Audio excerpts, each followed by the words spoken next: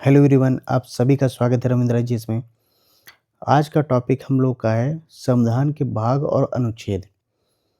इस टॉपिक में हम लोग जितने भी संविधान के भाग हैं, टोटल 22 भाग हैं, उन 22 भाग को पढ़ेंगे और जितने भी हमारे अनुच्छेद हैं, टोटल अनुच्छेद को एक तरफ से हम लोग पढ़ेंगे।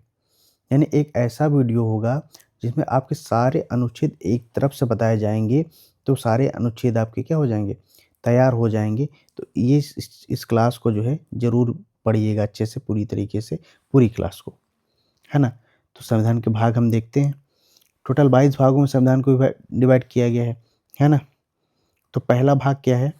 संघ और उसका राज्य क्षेत्र, है ना? जो पहला भाग जो है हमारा संविधान का है, उसका जो विषय है, वह संघ और राज्य क्षेत्र है। भाग 2 में क्या शामिल किया गया है? नागरिकता शामिल की गई है ना? नागरिकता के जो विषय होंगे भाग 2 में होंगे। भाग 3 में क्या है? मौलिक अधिकार, यानी जो हमारे जो मूल अधिकार हैं, है ना? मौलिक अधिकार हैं, वो किसमें है? भाग 3 में है। इसी तरह भाग 4 में है राज्य की नीति निर्देशक तत्व, यानी राज्य के अपने कुछ नीति निर्देशक बातें जो होंगी वो किसमें है? भाग 4 में है।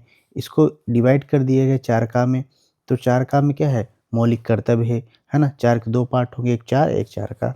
4 में क्या है? राज्य की निर्देशक तत्व है और 4 का में क्या है? मौलिक कर्तव्य है। भाग 5 में क्या है? संघ, संघ के विषय हैं। भाग 6 में राज्य के विषय हैं और भाग 7 में निःसरित है, यानी भाग 7 को क्या कर दिया गया है? हटा दिया गया है। भाग 8 में क्या है? संघ राज्य क्षेत्र हैं और भाग 9 में क्या है? पंचायतें हैं। भाग 9 को फिर 2 भागों में डिवाइड किया गया है, नौका और नौखा। नौका में है नगर पालिकाओं के संबंध में विषय हैं और नौखा में सहकारी समितियों के संबंध में विषय हैं, है ना? तो इस तरह क्या हो गया? 9 में पंचायतें हैं, नौका में क्या है? नगर पालिकाएँ हैं और नौखा में क्या है? सहकारी समितियाँ हैं। 10 संबंधित है अनुसूचित एवं जनजाति क्षेत्रों से। भाग 10 अनुसूचित और जनजातीय क्षेत्रों का है। भाग 11 जो है संघ और राज्यों के बीच संबंध का है, कि संघ और राज्यों के बीच संबंध कैसे होने चाहिए।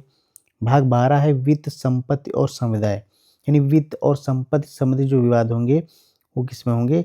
भाग 12 में होंगे। भाग 13 में जो है वो विषय है भाग भारत के राज्य क्षेत्र के भीतर व्यापार, वाणिज्य और समागम के संबंध में जो विषय हैं वो भाग 13 में है। भाग 14 में संघ और राज्यों के अधीन सेवाओं के संबंध में विषय हैं। 14 को भी फिर डिवाइड किया गया 14 का में, तो 14 का में अधिकरण, जैसे ग्रीन ट्रिब्यूनल बना दिया गया है ना? है ना? कई सारे ऐसे न्यायालय बना दिए जाते हैं, जैसे ग्रीन ट्रिब्यूनल वाला न्यायालय हो गया, है ना?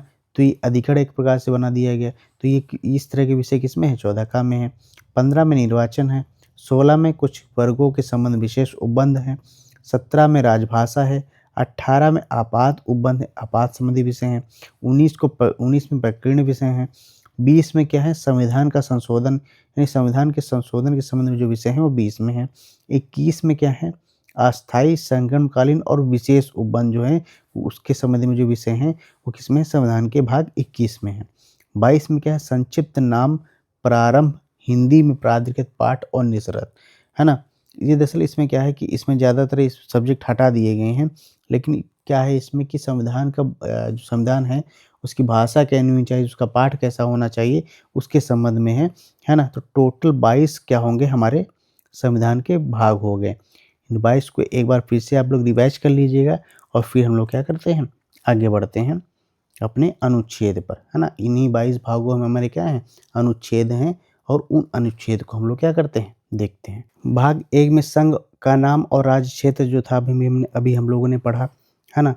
तो इसके अंतर्गत जो अनुच्छेद शामिल हमारे, शुरुआत से देखते हैं हम लोग अनुच्छेद संख्या 1 से। पहला अनुच्छेद जो संबंधित है वो संबंधित है संघ का नाम और राज्य क्षेत्र से, है ना? कि संघ का नाम क्या होना चाहिए, राज्य क्षेत्र उसके क्या-क्या होंगे, वो किस अनुच्छेद में है? अनुच्छेद नंबर 1 में। अनुच्छेद नंबर 2 कहता है कि नए राज्यों का प्रवेश और स्थापना। अगर हम नए राज्यों की प्रवेश करते हैं या उनका स्थापना करते हैं, है ना? तो किस में है? अनुच्छेद नंबर 2 में है। 2 का बनाया गया था जिसे हटा दिया गया। 3 में क्या है कि नए राज्यों का निर्माण और वर्तमान राज्यों के क्षेत्रों, सीमाओं या नामों में परिवर्तन, ये किस में है? अनुच्छेद 3 में है कि अगर नए राज्यों का निर्माण किया जाएगा, है ना? या वर्तमान राज्यों के क्षेत्रों या सीमाओं में या नामों में परिवर्तन किया जाएगा, तो किस में है? अनुच्छेद 3 में है।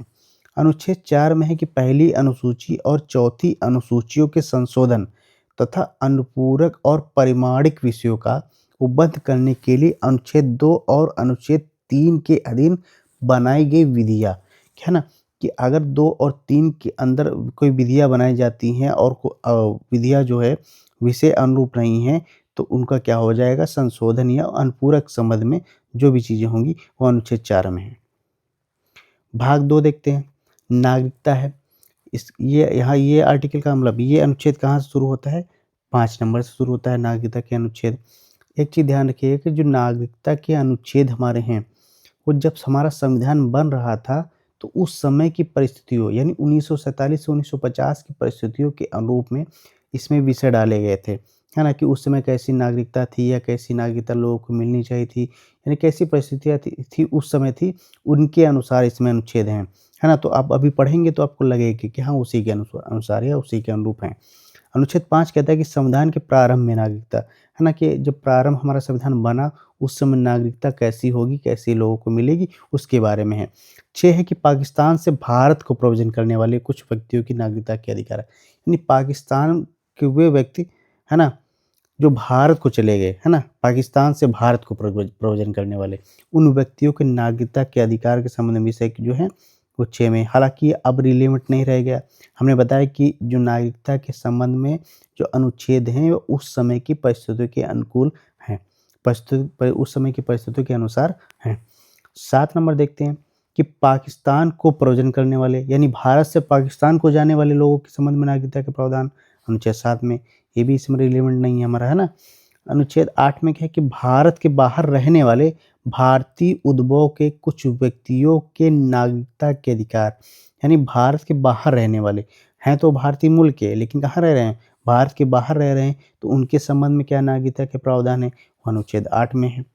अनुच्छेद 9 में कि विदेशी राज्य की नागरिकता स्वेच्छा से अर्जित करने वाले व्यक्तियों की नागरिक न होना, यानी कोई ऐसा व्यक्ति जो भारत का तो रहने वाला है लेकिन कहीं विदेश में जाके रहने लगा और वहाँ की नागरिकता को प्राप्त कर लेता है, तो उसकी नागरिकता स्वतः ही समाप्त हो जाएगी अपने देश से, भारत देश से, है ना? तो ये क्या हो गया? 9 नंबर हमारा हो गया। अनुच्छेद 10 क्या कहता है कि नागरिकता के अधिकारों का बना रहना, कि नागरिकता के अधिकार कभी किसी के कब बने रहेंगे, वो अनुच्छेद 10 कहता है। 11 कहता है कि संसद द्वारा नागरिकता के अधिकारों का विधि द्वारा विनिमय किया जाना। हमने बताया था कि जो नागरिकता के अधिकार हैं या उस समय जब संविधान हमारा बना या उस समय जो परिस्थितियाँ थी उसके अनुसार थे या उसके अनुरूप थे। लेकिन जब संविधान निर्माताओं ने इसको बनाया तो सोचा कि भई अभी तो हम नागरिकता इस अनुसार दे रहे हैं जैसा हमारी परिस्थितियाँ वर्तमान में हैं। लेकिन भविष्य में क्या होगा? तो हम क्या करेंगे कि संसद को अधिकार दे देंगे कि संसद जो होगा वो नागरिकता के संबंध में अपने कानून बना सकता है। तो 11 नंबर यही कहता है कि संसद द्वारा नागरिकता के अधिकार का विधि द्वारा विनिमय किया जाना यानी कानून द्वारा इसका विनिमय कर सकते हैं हम। भाग 3 देखते हैं हम लोग। भाग 3 में हमारा हमारा जो है मूल अधिकार है। मूल अधिकार का आर्टिकल शुरू होता है 12 से। 12 में क्या है? मेनली परिभाषा है। 13 में क्या है? 13 में मूल अधिकारों से असंगत या उनका अल्पीकरण करने वाली विधियाँ। अगर मूल अधिकार कोई ऐसा बन जाता है जो असंगत हो, है ना? तो क्या हो जाएगा? अपने आप अल्पीकरण हो जाएगा, खत्म हो जाएगा। न्यायालय क्या कर देगा? उसको खत्म कर सकता है ना? समता का अधिकार 14 से लेकर 18 तक हमारे समता के अधिकार हैं। अनुच्छेद 14 से लेकर अनुच्छेद 18 तक। समता का मतलब 14 जो है वो हम देखते हैं कि विधि के समझ समानता, है ना? विधि के समझ सबको क्या मिलेगी? समानता मिलेगी, है ना? किसी के साथ विभेद नहीं किया जाएँगे। इसको भी सब क्लास में विभाजित किया गया है। जब हम पढ़ेंगे मौलिक अधिकारों के बारे में डिटेल में पढ़ेंगे तो इसके सब क्लास को भी हम लोग देखेंगे। अभी हम लोग क्या करेंगे मोटा-मोटा जो मेन अनुच्छेद हैं उनको क्या करते हैं 14, 15, 16, 17 ऐसे-ऐसे देखते हुए चले जाते हैं। ये सारे अनुच्छेद इम्पोर्टेंट अनुच्छेद हैं। इनके जो सब डिवीज़न किए गए हैं, इनको जो विभाजित किया गया है 14 का बनाया गया हो या 15 का 15 खा बनाया गया हो, उनको हम क्या करेंगे जब मौलिक अधिकार पढ़ेंगे, है ना? ये मौलिक अधिकार, राज्य के नीति निर्देशक सब कुछ पढ़ेंगे हम लोग, प्रधानमंत्री, राज्य, संघ सब पढ़ेंगे, तो उसमें सारे जो सब डिवीज़न किए गए हैं, सब डिवीज़न को भी पढ़ेंगे, है ना? अभी हम यहाँ पर सब डिवीज़न को पढ़ने लग जाएँगे तो काफ़ी ज़्यादा समय लग जाएगा, है ना? और हमको मोटा-मोटा समझ में भी नहीं आएगा कि उसके किस बारे में है क्या? क्योंकि बहुत ज़्यादा डिटेल में हम बता भी नहीं सकते इसमें ना, अनुच्छेद को ही केवल पढ़ रहे हैं, है ना? उसमें क्या है विषय को पूरा पढ़ेंगे। तो 14 नंबर हमारा है कि विधि के समझ समानता, यानी विधि के समझ सबको क्या मिलेगी? समानता मिलेगी। 15 नंबर है कि धर्म, मूल, वंश, जाति, लिंग या जन्म स्थान के आधार पर विभेद का प्रतिषेध, यानी किसी के साथ धर्म, मूल, वंश, जाति, लिंग के स्थान पर के आधार पर विभेद नहीं कर सकते हैं। 16 कहता है कि लोक निवेदन का विषय है, तो उसमें अवसर, सबको अवसर मिलेगी या अवसर की समानता मिलेगी, है ना? तो ये 16 नंबर हो गया। 17 अस्पृश्यता का अंत है ना, छूत का अंत है, वो किसमें है? अनुच्छेद 17 में है। 18 के उपाधियों का अंत, उपाधियाँ किसी को नहीं मिलेंगी। हालाँकि ये अभी का इतना रिलेवेंट विषय नहीं है, ये पहले का विषय ज़्यादा रिलेवेंट है 18 जो अनुच्छेद है, क्योंकि पहले क्या होते थे, राजा महाराजा होते थे, उनको कई सारी उपाधियाँ मिलती थी, है ना? तो अगर उनको उपाधियों के नाम से पुकारा जाए किसी को, है ना?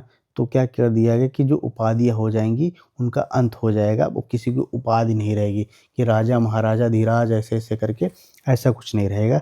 तो उपाधियों का अंत कर दिया जाएगा, सबको समानता का अधिकार दिया जाएगा। स्वतंत्रता का अधिकार 19 से लेकर के 22 तक हमारे स्वतंत्रता के संबंध में अधिकार हैं। 19 कहता है वाक स्वतंत्रता आदि विषय कुछ अधिकारों का संरक्षण, है ना?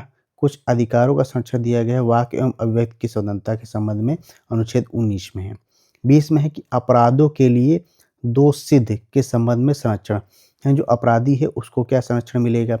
21 है प्राण और दैहिक स्वतंत्रता की संरक्षण, यानी किसी के प्राण और उसकी दैहिक या फिजिकल स्वतंत्रता के संबंध में है। 22 है कुछ दशाओं में गिरफ्तारी और निरोध में संरक्षण, है ना? एक किसी को गिरफ्तार कर लिया जाता है तो गिरफ्तार व्यक्ति के क्या मतलब कि क्या वो होंगे, अधिकार होंगे, है ना? तो ये टोटल हमारे स्वतंत्रता के संबंध में अधिकार हो गए 19 से लेकर के 22 तक। अब शोषण के विरुद्ध क्या-क्या अधिकार मिले हमको? 23 और 24 जो हमारा शोषण के विरुद्ध अधिकार है। 23 में है कि मानव और दुर्व्यापार और बालाश्रम पर प्रतिषेध, यानी मानव का दुर्व्यापार और बालाश्रम पर प्रतिषेध जो है वो अनुच्छेद 23 में है। मानव और दुर्व्यापार न होना चाहिए, मानव का दुर्व्यापार होना चाहिए। जो ऐसा कोई बात नहीं। 24 नंबर देखते हैं हम लोग, कारखानों आदि में बालकों के नियोजन पर प्रतिषेध, यानी कारखानों में क्या है कि हम बालकों से काम नहीं करवा सकते हैं, वो सब उस संबंध में है अनुच्छेद 24 हमारा, है ना? तो 23-24 हमारा हो गया शोषण के संबंध में, शोषण के विरुद्ध जो अधिकार हैं उनके संबंध में। अनुच्छेद 25 से लेकर के 28 तक जो हमारे अनुच्छेद हैं, वो धार्मिक स्वतंत्रता के अधिकार से संबंधित हैं। 25 है कि अंतःकरण की और धर्म की अबाध रूप से मानने, आचरण और प्रचार करने की स्वतंत्रता, यानी हमको अपने धर्म को अबाध रूप से मानने, आचरण और उसके प्रचार करने की स्वतंत्रता है। ये स्वतंत्रता किसमें मिली? आर्टिकल 25 में।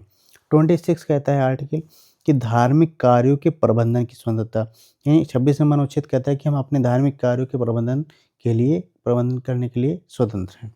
27 कहता है कि किसी विशिष्ट धर्म की अभिवृद्धि के लिए करों के संदाय के बारे में स्वतंत्र है, टैक्सेशन से स्वतंत्रताएँ भी किसमें है? 27 में है। 28 में कहता है कि कुल शिक्षा संस्थाओं में धार्मिक शिक्षा या धार्मिक उपासना में उपस्थित होने के बारे में स्वतंत्रता है कि शिक्षण संस्थाओं में धार्मिक उपासना या धार्मिक शिक्षा के संबंध में जो विषय हैं वो अनुच्छेद 28 में है। अल्पसंख्यकों को कुछ अधिकार दिए गए हैं, है ना? वो अधिकार दे लेते हैं 29 और 30 नंबर में है। अल्पसंख्यक वर्गों के हितों का संरक्षण दिया गया 29 नंबर में, है ना? उनके संस्कृत, उनकी शिक्षा से संबंधित अधिकार हैं अल्पसंख्यक वर्गों के, अनुच्छेद 29 और 30 में। तो अल्पसंख्यक वर्गों के हितों का संरक्षण 29 नंबर में है और 30 नंबर में है कि शिक्षण या शिक्षा संस्थाओं की स्थापना और प्रशासन करने का अल्पसंख्यक वर्गों का अधिकार, उसी के आधार पर मदरसा आदि स्थापित किए गए हैं ना अल्पसंख्यक वर्गों के द्वारा। तो अनुच्छेद 30 हो गया हमारा। अब फिर इसके बाद 31 जो अनुच्छेद है उसको निःसरित कर दिया गया, यानी हटा दिए गए। जब हटा दिए गए तो 31 का, खा, गा, घा ये सब क्या है? इर्रेलेवेंट हैं, तो इनको पढ़ने की कोई ज़रूरत नहीं है। एक चीज़ याद रखिएगा, 31 का में जो विषय था संपदाओं के आदि के अर्जन में, यानी हम संपदाओं का अर्जन कैसे करेंगे कि उपबंध करने वाली विधियों की व्यावृत्ति जो 31 का में था उसको क्या कर दिया गया है? हटा दिया गया है। संवैधानिक उपचारों का अधिकार, भाई मौलिक अधिकार हमको तो प्राप्त हो गए, लेकिन अगर हमारे मौलिक अधिकार भंग होते हैं या किसी प्रकार की कोई दिक्कत होती है तो वो उसका हम उपचार कैसे करेंगे? तो वो उपचार है 32 नंबर में कि इस भाग द्वारा प्रदत्त अधिकारों को प्रवर्तित कराने के लिए उपचार, यानी हम कैसे इन अधिकारों को लागू करवाएँगे उसके उपचार के संबंध में किसमें है? अनुच्छेद 32 में है। अनुच्छेद 33 जो कहता है वो कहता है कि इस भाग द्वारा प्रदत्त अधिकारों का बलों आदि को लागू होने में उपांतरण करने की संसद की शक्ति। बलों आदि को लागू होने में, है ना? संसद की शक्ति की अगर कोई भी फोर्सेस हैं, उन फोर्सेस पे शक्ति का लागू किस प्रकार से होगा, उसकी शक्ति संसद को दी गई। वो संसद उसमें संशोधन कर सकता है कि जो हमारी आर्म्ड फोर्सेस हैं, है ना? जो सैनिक्स हैं, उन सैनिक पर जो है कैसे किस प्रकार से इन अधिकारों को हम लागू करेंगे या कैसे इन पर अधिकार लगेंगे, उसके संबंध में जो शक्ति जो दी गई है वो संसद को दी गई है। 34 नंबर है कि जब किसी क्षेत्र में सेना विधि प्रवृत्त है, तब इस भाग द्वारा प्रदत्त अधिकारों का निर्बंधन, यानी किसी क्षेत्र में अगर सेना जो है सेना विधि लागू है या सेना वहाँ पर डिप्लॉय की गई है, तब उस वहाँ के क्षेत्रों के अधिकार किस प्रकार होंगे, वो अनुच्छेद 34 में है। अनुच्छेद 35 कहता है कि इस भाग के उपबंधों को प्रभावी करने का विधान, है ना? कि इस भाग को कैसे इस भाग ये सारे भाग कैसे प्रभावी होंगे, वो किसमें है? अनुच्छेद 35 में है। इसके बाद हम लोग देखते हैं भाग 4। भाग 4 में जो हमारे हैं वो राज्य के नीति निर्देशक तत्व हैं, है ना? इसमें कौन-कौन से अनुच्छेद हैं, क्या-क्या विषय हैं? हम देखते हैं कि 36 नंबर जो हमारा है उसमें है परिभाषा, है ना? परिभाषा है 36 नंबर में। 37 नंबर में जो है इस भाग में अंतर्विष्ट तत्वों का लागू होना, कि तत्व इसके जो है राज्य के नीति निर्देशक तत्व जो है कैसे लागू होंगे। 38 नंबर कहता है कि राज्य लोक कल्याण की अभिवृद्धि के लिए सामाजिक व्यवस्था बनाएगा, कि राज्य जो हमारे होंगे, है ना? वो क्या करेंगे कि लोक कल्याण की अभिवृद्धि के लिए सामाजिक व्यवस्थाएँ क्या करेंगे? बनाएँगे। 39 नंबर कहता है कि राज्य द्वारा अनुसरणीय कुछ नीति तत्व, यानी राज्य द्वारा कुछ नीतिगत तत्वों का अनुसरण करना होगा, वो अनुच्छेद 39 में है। अब जैसे कुछ तत्व जैसे देख लेते हैं कि एक तत्व शामिल कर दिए गए सब डिवीज़न करके 39 का बना करके, कि समान न्याय और निःशुल्क विधिक सहायता, है ना? अगर विधिक सहायता किसी को निःशुल्क ज़रूरत पड़ेगी तो वो भी दी जाएगी और समान न्याय दिया जाएगा, है ना? तो ये किसमें है? राज्य के नीति निर्देशक तत्व में है। दरअसल राज्य के जो नीति निर्देशक तत्व हैं, वो सरकार को लागू करना ही आवश्यक है या लागू करना पड़ेगा ही ऐसा नहीं है ना? यानी एक प्रकार से कहें वो बाध्यकारी नहीं है ना? न्यायालय में वाद योग्य नहीं है, कि अगर मान लो हमको लग रहा है कि हमको ये अधिकार मिलना चाहिए, है ना? ये हमारे तत्व शामिल होने चाहिए, तो अगर वो शामिल सरकार नहीं करती है, जैसे मान लो कहता है कि सबको समान न्याय मिले, निःशुल्क सबको विधिक सहायता मिले। अब सरकार इसको नहीं लागू करना चाहती है निःशुल्क विधिक सहायता, तो हम ज़बरदस्ती नहीं लागू करा सकते, है ना? उसको न्यायालय में हम नहीं डाल सकते हैं कि न्यायालय में अपील करें कि भाई हमें निःशुल्क सहायता, विधिक सहायता नहीं मिल रही, है ना? ये राज्य का कर्तव्य तो है कि राज्य इसको लागू करे, है ना? इन विषयों को लागू करे। अगर राज्य को अच्छा शासन चलाना, अच्छी सरकार चलानी है ना? सभी लोगों को अच्छे अधिकार देने हैं, है ना? सभी लोगों को सब कुछ सारी ज़रूरत की चीज़ मिले, है ना? तो वो इन चीज़ों को करेगा, लेकिन वो बाध्यकारी नहीं है कि उसको करना ही करना होगा। जैसे मौलिक अधिकारों के संबंध में क्या है, मौलिक अधिकार हमारे बाध्यकारी हैं, कि सरकार को मौलिक अधिकार का उल्लंघन सरकार नहीं कर सकती, है ना? मौलिक अधिकार को उल्लंघन अगर करती है, तो क्या करते हैं, हम न्यायालय में जा सकते हैं। लेकिन राज्य के नीति निर्देशक तत्व के संबंध में ऐसा नहीं है। इसके संबंध में हम न्यायालय में नहीं जा सकते हैं, है ना? कि हमको ये अधिकार, ये चीज़ें हमको नहीं मिल रही, तो हम न्यायालय में चले जाएँ, है ना? तो ऐसा नहीं हो सकता इसमें। तो 39 क्या-क्या है? समान न्याय और निःशुल्क विधिक सहायता के संबंध में है। 40 नंबर हमारे कि ग्राम पंचायतों का संगठन कैसा होगा, है ना? 41 नंबर है कुछ दशाओं में काम, शिक्षा और लोक सहायता पाने का अधिकार। 42 नंबर कहता है कि काम की न्याय संगत और मानवोचित दशाओं तथा प्रसूत सहायता का उपबंध। जहाँ हम काम कर रहे हैं वहाँ सारी चीज़ें अवेलेबल है कि नहीं, न्याय संगत है कि नहीं, और जो प्रेग्नेंट वूमेन है उनके लिए क्या व्यवस्था है कि नहीं। 43 है कि कर्मकारों के लिए निर्वाह मजदूरी, ये काम करने वालों के लिए कम से कम न्यूनतम कुछ मजदूरी मिल रही है कि नहीं मिल रही। 43 का है कि उद्योगों के प्रबंध में कर्मकारों का भाग लेना। अगर उद्योग कहीं पे बन रहे हैं या उद्योग स्थापित हैं, तो उसमें लोगों को क्या किया जाए, शामिल किया जाए, रोजगार दिया जाए। 44 है कि नागरिकों के लिए एक समान सिविल संहिता, यानी समान सिविल नागरिकता कोड जो है वो 44 में है। 45 में है कि बालकों के लिए निःशुल्क और अनिवार्य शिक्षा को बंद, वो 45 में है। 46 में है कि अनुसूचित जाति, अनुसूचित जनजाति और अन्य दुर्बल वर्गों की शिक्षा और अर्थ संबंधी हितों की अभिवृद्धि, यानी कोई ऐसी स्थिति है जहाँ अनुसूचित जाति, अनुसूचित जनजाति की की शिक्षा और उसके अर्थ संबंधी चीज़ों को अभिवृद्ध करने की आवश्यकता है तो सरकार कर सकती है। 47 है कि पोषाहार स्तर और जीवन स्तर को ऊँचा करने के लिए लोक स्वास्थ्य को सुधार करने के राज्य का कर्तव्य। यानी लोक स्वास्थ्य को सुधार करना चाहे, जीवन स्तर को लोगों को ऊपर उठाना चाहे, जो भी व्यवस्था चाहे तो सरकार कर सकती है। 48 है कृषि एवं पशुपालन का संगठन, वो 48 में है। 48 काम है पर्यावरण संरक्षण, संवर्धन और वन तथा वन्यजीवों की रक्षा के संबंध में सरकार करेगी। 49 कहता है कि राष्ट्र महत्व के स्मारकों, जो हमारे स्मारक हैं या राष्ट्र महत्व के स्मारक या स्थान या वस्तु, उनका संरक्षण सरकार करेगी। 50 नंबर कहता है कार्यपालिका से न्यायपालिका का पृथक्करण, है ना? कार्यपालिका और न्यायपालिका क्या करेंगी? पृथक्करण रहेंगी और पृथक रूप से कार्य करेंगी। 51 कहता है कि अंतर्राष्ट्रीय शांति और सुरक्षा की अवरुद्ध, हम ऐसा काम करेंगी सरकारें जिससे अंतर्राष्ट्रीय शांति बनी रहे और सुरक्षा में क्या हो? वृद्धि हो। भाग 4 का, है ना? अभी हम लोग क्या पढ़े थे? भाग 4। अब भाग 4 का जो है वो मूल कर्तव्य से संबंधित है कि मूल कर्तव्य हमारे क्या-क्या होने चाहिए। जब मूल कर्तव्य को पढ़ेंगे हम लोग आगे चल कर के, तो उसमें हम डिटेल में पढ़ेंगे हमारे कौन-कौन से मूल कर्तव्य हैं, उन मूल कर्तव्यों को भी हम लोग पढ़ेंगे। तो 51 का में हमारे क्या हैं? अनुच्छेद 51 का में मूल कर्तव्य। अब हम लोग सीधे सेंटर में पहुँच जाते हैं भाग 5 में, जिसमें संघ है ना? तो सेंट्रल के विषय हैं हमारे, संघ के विषय हैं, है ना? तो इसमें राष्ट्रपति होंगे, उपराष्ट्रपति होंगे, मंत्रिपरिषद होंगे, प्रधानमंत्री होंगे। तो इन सब से संबंधित जो हमारे अनुच्छेद हैं, उन अनुच्छेद के बारे में हम लोग क्या करेंगे? पढ़ेंगे। 52 नंबर कहता है कि भारत के राष्ट्रपति अनुच्छेद 52 में है ना? 53 में है संघ की कार्यपालिका शक्ति, है ना? कि संघ की कार्यपालिका शक्ति किसमें निहित होती है? राष्ट्रपति में निहित होती है। 54 है कि राष्ट्रपति का निर्वाचन कैसा होना चाहिए।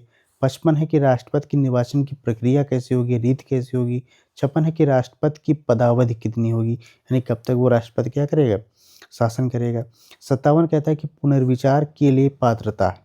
अभी हम डिटेल में नहीं बताते हैं कि राष्ट्रपति की पदावधि कितनी होनी चाहिए, है ना? पदावधि कितनी निश्चित की गई है ना? निर्वाचन की प्रक्रिया क्या-क्या है? ये तो हम लोग जब राष्ट्रपति को पढ़ेंगे डिटेल में, तो वहाँ पर डिस्कस करेंगे। यहाँ पर डिस्कस करने लग जाएँगे तो 5, 6, 8, 10 घंटे का वीडियो बन जाएगा, है ना? तो वो चीज़ें हम लोग नहीं चाहते, कम समय में अच्छे से पढ़ लें, है ना? अनुच्छेद को केवल पढ़ लें यहाँ पर। 57 क्या है? पुनर्विचार के लिए पात्रता, कि राष्ट्रपति पुनर्विचार के लिए क्या-क्या चीज़ें रहेंगी कि राष्ट्रपति अगर कोई दोबारा जो है निर्वाचित होना चाहता है, तो उसके लिए क्या-क्या पात्रताएँ रहेंगी। 58 कहता है कि राष्ट्रपति निर्वाचित होने के लिए अर्हताएँ क्या-क्या रहेंगी, कि कोई राष्ट्रपति बनना चाहता है तो उसके लिए क्या-क्या अर्हताएँ हैं। 59 कहता है कि राष्ट्रपति के पद के लिए शर्तें क्या रहेंगी, कोई राष्ट्रपति बनना चाहता है तो उसके पद के लिए क्या शर्तें क्या-क्या रहेंगी। 60 है कि राष्ट्रपति द्वारा शपथ या प्रतिज्ञान, राष्ट्रपति का शपथ और प्रतिज्ञान है। 61 है कि राष्ट्रपति महाभियोग चलाने की प्रक्रिया, यानी महाभियोग जो प्रक्रिया है राष्ट्रपति की, वो अनुच्छेद 61 में है। 62 में है राष्ट्रपति के पद में रिक्त को भरने के लिए निर्वाचन करने का समय, आकस्मिक रिक्त को भरने के लिए निर्वाचित व्यक्ति की पदावधि। यानी कोई अगर राष्ट्रपति जो है पद रिक्त हो जाता है तो उसका रिक्त पद को कितने समय में भरा जाएगा, कैसे भरा जाएगा, और अगर उसके स्थान पर कोई अन्य व्यक्ति आता है तो उसकी पदावधि कैसी रहेगी, कितने दिन की रहेगी, वो अनुच्छेद 62 में है।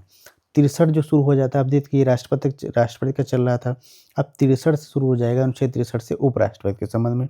63 है कि भारत का उपराष्ट्रपति कैसा होगा, उपराष्ट्रपति के संबंध में जो विषय हैं वो 63 में है। 64 है कि उपराष्ट्रपति का राज्यसभा का पदेन सभापति होना, जो हमारा उपराष्ट्रपति है वो क्या होगा, कोई भी उपराष्ट्रपति जो बनेगा वो राज्यसभा का ऑटोमेटिकली क्या हो जाएगा, पदेन सभापति बन जाएगा। 65 है कि राष्ट्रपति के पद में आकस्मिक रिक्ति के दौरान उसकी अनुपस्थिति में उपराष्ट्रपति का राष्ट्रपति के रूप में कार्य करना तथा उसके कर्तव्यों का निर्वाहन करना या निर्वाह करना।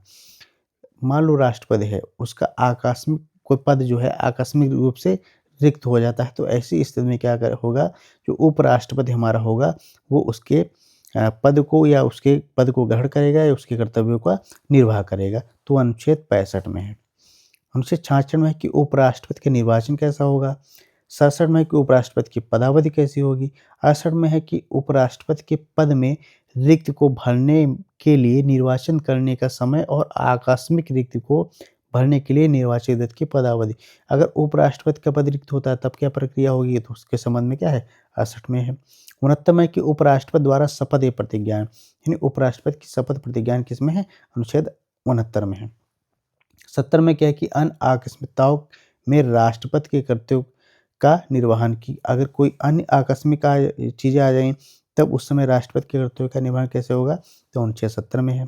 71 में है कि राष्ट्रपति या उपराष्ट्रपति के निर्वाचन से संबंधित संसक्त विषय, अगर कोई ऐसी विषय हैं जिन पर जो है राष्ट्रपति और उपराष्ट्रपति के निर्वाचन संबंधी में विवाद हैं, है ना? तो वो विषय किसमें है? अनुच्छेद 71 में है। 72 में है कुछ मामलों में दंडादेश के निलंबन, परिहार या लघुकरण की राष्ट्रपति की शक्ति, है ना? राष्ट्रपति क्या कर सकता है कि अगर किसी को कोई सज़ा दी गई है, तो उसमें सज़ा में कुछ कमी या कुछ कर सकता है, तो वो विषय किसमें है? अनुच्छेद 72 में है। अनुच्छेद 73 कहता है कि संघ की कार्यपालिका शक्ति का विस्तार, तो संघ की कार्यपालिका शक्ति का विस्तार कहाँ से है? अनुच्छेद 73 से है। अनुच्छेद 74 और अनुच्छेद 75 हमारे मंत्रिपरिषद से संबंधित हैं। 74 कहता है कि राष्ट्रपति की सहायता और सलाह देने के लिए हमारे पास क्या होगी? एक मंत्रिपरिषद होगी और इसका प्रमुख कौन होगा? प्रधानमंत्री होगा। 75 कहता है कि मंत्रियों के बारे में अनुबंध, कि मंत्रियों के बारे में अनुबंध क्या-क्या चीज़ें मंत्रियों के बारे में होंगी, है ना? 76 हमारा जो है भारत का महान्यायवादी है जो है उसके संबंध में है। सरकारी कार्य का संचालन हमारा 77-78 के अनुच्छेद जो है। 77 कहता है कि भारत सरकार के कार्य का संचालन किस प्रकार होगा। 78 कहता है कि राष्ट्रपति को जानकारी देने आदि के संबंध में प्रधानमंत्री का कर्तव्य, कि प्रधानमंत्री का कर्तव्य होगा कि अगर कोई काम करे तो राष्ट्रपति को क्या करे? उसकी जानकारी दे।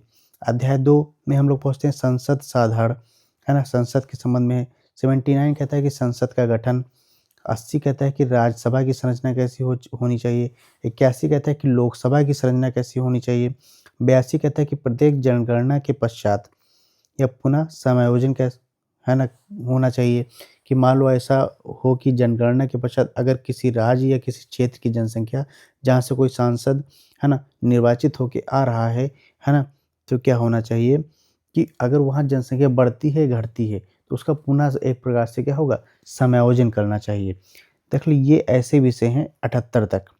78 तक ऐसे आर्टिकल हैं जिनके जो सभी आपको आर्टिकल पता होने चाहिए। 78 के बाद क्या होता है कि जो आर्टिकल है उसमें से कुछ इम्पोर्टेंट हैं और कुछ इम्पोर्टेंट नहीं, यानी उनको आप छोड़ सकते हैं। लेकिन 78 तक आपको पूरे आर्टिकल रटे होने चाहिए। 78 तक जितने भी आर्टिकल हमारे हैं वो इम्पोर्टेंट है। इसके बाद जो आर्टिकल हम पढ़ेंगे 79 से लेकर के आगे सभी अनुच्छेद, उसमें क्या कर सकते हैं कि जो इम्पोर्टेंट अनुच्छेद हैं उनको हम पढ़ सकते हैं। कुछ ऐसे अनुच्छेद होंगे जो इम्पोर्टेंट नहीं होंगे, उनको हम छोड़ सकते हैं। लेकिन 78 तक तो पूरे पते होने ही चाहिए, है ना? तो 81 नंबर है कि लोकसभा की संरचना। 82 है प्रत्येक जनगणना के पश्चात पुनः संयोजन। 83 संसद के सदनों की अवधि, कि संसद के सदनों की अवधि क्या होगी? वो 83 में है। 84 में संसद की सदस्यता के लिए अर्हता। संसद की सदस्यता के लिए अर्हता क्या होनी चाहिए? वो 84 में है। 85 में है कि संसद के सत्र का सत्रावसान और विघटन, ये सत्र जो हमारा होगा, जो सत्रावसान कब होगा, विघटन कब होगा, कैसे होगा, वो 85 में है। 86 के सदनों के अभिभाषण का और उनको संदेश भेजने का राष्ट्रपति का अधिकार, कि राष्ट्रपति को अधिकार दिया गया है कि संसद के सदन जो हमारे हैं उनको अभिभाषण कर सके और संदेश भेज सके। 87 नंबर कहता है कि राष्ट्रपति का विशेष अभिभाषण, कि राष्ट्रपति संसद के दोनों सदनों में क्या करेगा? विशेष अभिभाषण दे सकता है। 88 कहता है कि सदनों के बारे में मंत्रियों और महान्यायवादियों के क्या अधिकार हैं, कि संसद के सदन में जो मंत्री क्या-क्या चीज़ें या महान्यायवादी क्या-क्या चीज़ें कर सकते हैं, क्या चीज़ें नहीं कर सकते हैं। संसद के अधिकारी देखते हैं। इसमें क्या है 89 जो हमारा है, तो कहता है राज्यसभा का सभापति और उपसभापति, जो राज्यसभा जो हमारी है उसके सभापति और उपसभापति, ये किस अनुच्छेद में आते हैं? ये 89 अनुच्छेद में आते हैं। 90 कहता है कि उपसभापति का पद रिक्त होना या पदत्याग या पद से हटाया जाना, ये 90 में है। 91 कहता है कि सभापति के पद के कर्तव्यों का पालन करने या सभापति के रूप में कार्य करने की उपसभापति या अन्य व्यक्ति की शक्ति, ये 91 में है। अभी हम लोग क्या करेंगे कि सारे अनुच्छेद पढ़ने के बाद एक हम नया वीडियो बना देंगे जिसमें केवल इम्पॉर्टेंट अनुच्छेद पढ़ाएंगे हम। इम्पॉर्टेंट अनुच्छेद जो होंगे वो बता देंगे। देखो 78 तक तो इम्पॉर्टेंट सारे हैं, उसके ऊपर जो है कुछ इम्पॉर्टेंट है, बाकी आप ऐसे छोड़ सकते हैं, उनको पढ़ने की ज़रूरत नहीं है। लेकिन 78 तो रट लेना है। तो हम लोग क्या करेंगे कि एक नया सीरीज़ बना देंगे, जिसमें जितने इम्पोर्टेंट हमारे आर्टिकल हैं केवल उन्हीं को पढ़ा देंगे, है ना? तो इस तरह से आपको इम्पोर्टेंट आर्टिकल का भी आइडिया हो जाएगा, इम्पोर्टेंट अनुच्छेद का भी आइडिया हो जाएगा और सारे अनुच्छेद रट भी जाएँगे, है ना? तो 91 हमारा कहता है कि सभापति के पद के कर्तव्यों का पालन करने या सभापति के रूप में कार्य करने की उपसभापति या अन्य व्यक्ति की शक्ति क्या-क्या होंगी, वह 91 में है। 92 में कि जब सभापति या उपसभापति को पद से हटाने का कोई संकल्प विचाराधीन है, तब उसका पीठासीन न होना। कि अगर मान लो किसी कोई सभापति है राज्यसभा का, अगर उस पर क्या है कोई पद से हटाने का कोई संकल्प विचाराधीन है संसद में, है ना? सदन में विचाराधीन है ना? तो वो पीठासीन नहीं होगा, है ना? तो ये किसमें है? 92 में है। 93 में कि लोकसभा के अध्यक्ष और उपाध्यक्ष होना चाहिए। लोकसभा के अध्यक्ष और उपाध्यक्ष। 94 में है अध्यक्ष और उपाध्यक्ष का पद रिक्त होना, पद त्याग और पद से हटाया जाना, ये अनुच्छेद 94 में है। 95 में कहता है कि अध्यक्ष के पद के कर्तव्यों को पालन करने या अध्यक्ष के रूप में कार्य करने की उपाध्यक्ष या अन्य व्यक्ति की शक्ति, है ना? अध्यक्ष के न होने पर, है ना, जो उपाध्यक्ष होगा वो किस प्रकार से कार्य करेगा उसके बारे में है। 96 कहता है कि जब अध्यक्ष या उपाध्यक्ष को पद से हटाने का कोई संकल्प विचाराधीन है, तो उसका पीठासीन न होना। ये किसका है? 96 में है।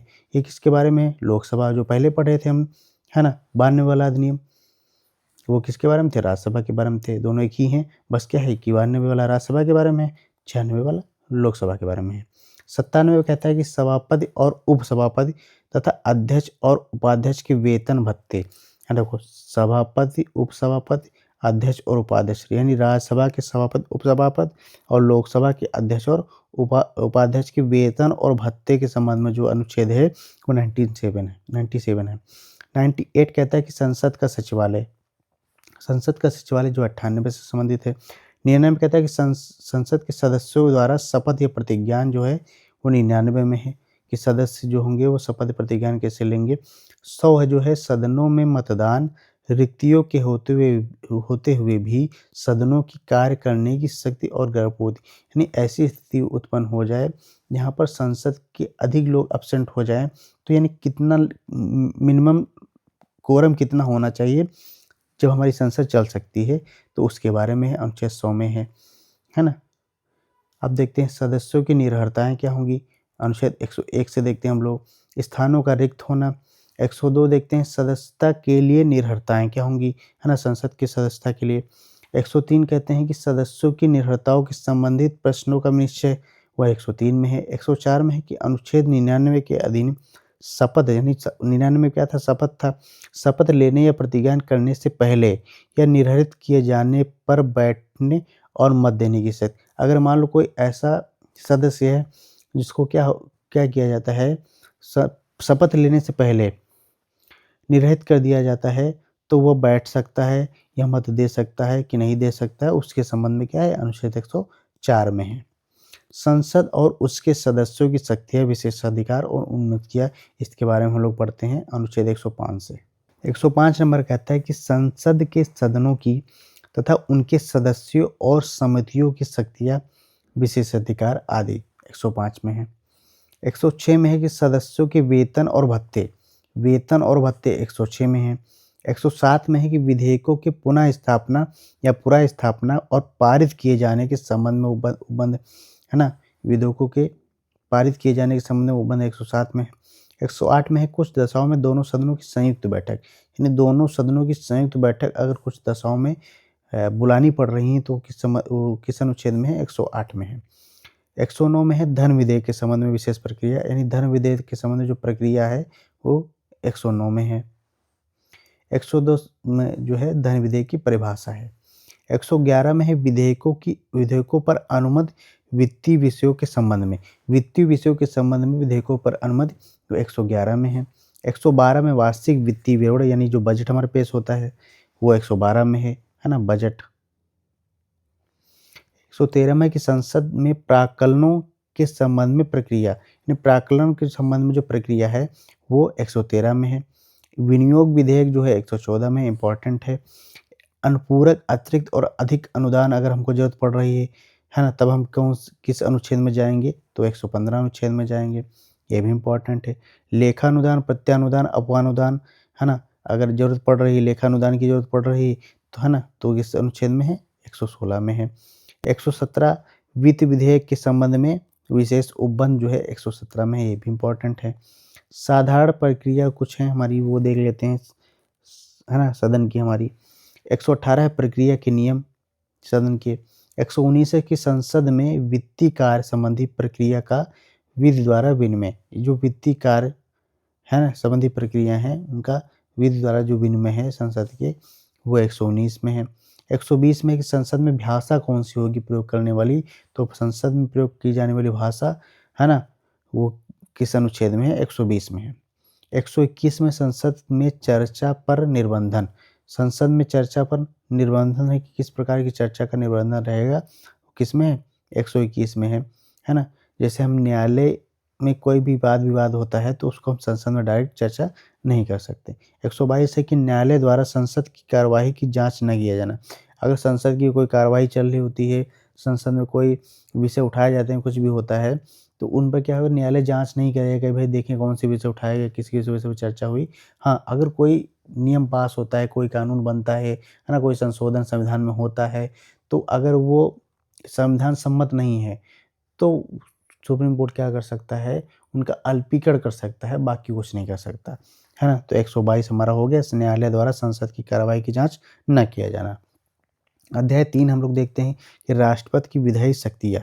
इसके अंतर्गत 123 अनुच्छेद में इम्पोर्टेंट अनुच्छेद है, संसद के विश्रांत काल में अध्यादेश प्रख्यापित करने की राष्ट्रपति की शक्ति, है ना? या अगर अध्यादेश प्रख्यापित करना पड़ रहा है ना? राष्ट्रपति को, तो किसमें है? अनुच्छेद 123 में, यानी अध्यादेश का विषय जो है राष्ट्रपति द्वारा अध्यादेश की शक्ति जो है वो अनुच्छेद 123 में है।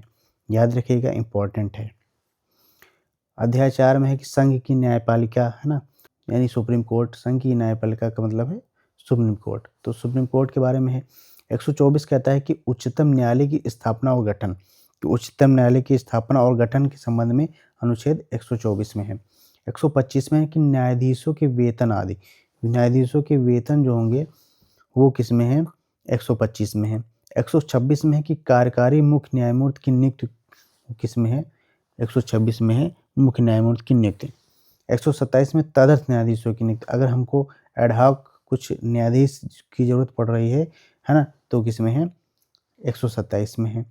128 में जो है उच्चतम न्यायालय की बैठकों में सेवानिवृत्त न्यायाधीशों की उपस्थिति जो है वो 128 में है।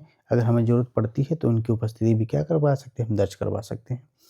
129 है कि उच्चतम न्यायालय का अभिलेख न्यायालय होना। ये इम्पोर्टेंट ये भी है। अभिलेख न्यायालय जो है उच्चतम हमारे जितने भी न्यायालय होते हैं, उच्चतम न्यायालय और उच्च न्यायालय क्या है? एक प्रकार से अभिलेख न्यायालय होते हैं। अभिलेख न्यायालय क्या होता है कि जो भी ये डिसीजन देते हैं न्यायालय, वो रिकॉर्ड के रूप में रखे जाते हैं, है ना? तो 129 जो है उच्चतम न्यायालय का अभिलेख न्यायालय होना है। 130 है कि उच्चतम न्यायालय का स्थान। अगर मान लो हम जानते हैं कि उच्चतम न्यायालय सुप्रीम कोर्ट हमारा दिल्ली में है, लेकिन कहीं पर दूसरी जगह सुप्रीम कोर्ट अगर चाहता है कि हम वहीं पर बेंच बना लें और वहीं पर सुनवाई कर लें, तो ऐसा सुप्रीम कोर्ट कर सकती है। और चाहे कि उत्तर प्रदेश में हम एक दिन बैठ जाएँ और वहीं पर क्या कर लें, अपने एक बेंच बना लें और वहीं पर सुनवाई कर लें, तो उच्चतम न्यायालय क्या कर सकती है? कर सकती है ऐसा भी, है ना? तो ये भी इम्पोर्टेंट है 130 नंबर। 131 नंबर उच्चतम न्यायालय की आरंभिक अधिकारिता, यानी उच्चतम न्यायालय की आरंभिक अधिकारिता क्या रहेगी? वो क्या-क्या चीज़ें खुद से प्रयास से कर सकती है, तो वो 131 में है। 131 का बनाया गया, बाद में हटा दिया गया, तो इसको हम लोग पढ़ने की ज़रूरत नहीं है।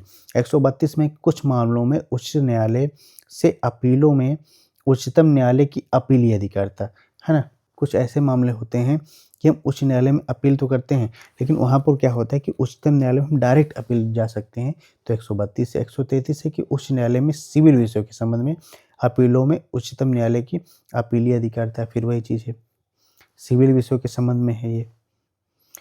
134 है दांडिक विषयों में उच्चतम न्यायालय की अपीलीय अधिकारिता, यानी दांडिक विषयों के संबंध में 134 है। 134 का है कि उच्चतम न्यायालय में अपील के लिए प्रमाण पत्र, यानी हमको उच्चतम न्यायालय में अगर कोई केस जो है फाइल करनी है तो हम क्या करेंगे, उच्च न्यायालय से अपील, एक प्रकार से प्रमाण पत्र प्राप्त करेंगे अपील के लिए। तो किसमें है, 134 काम में है।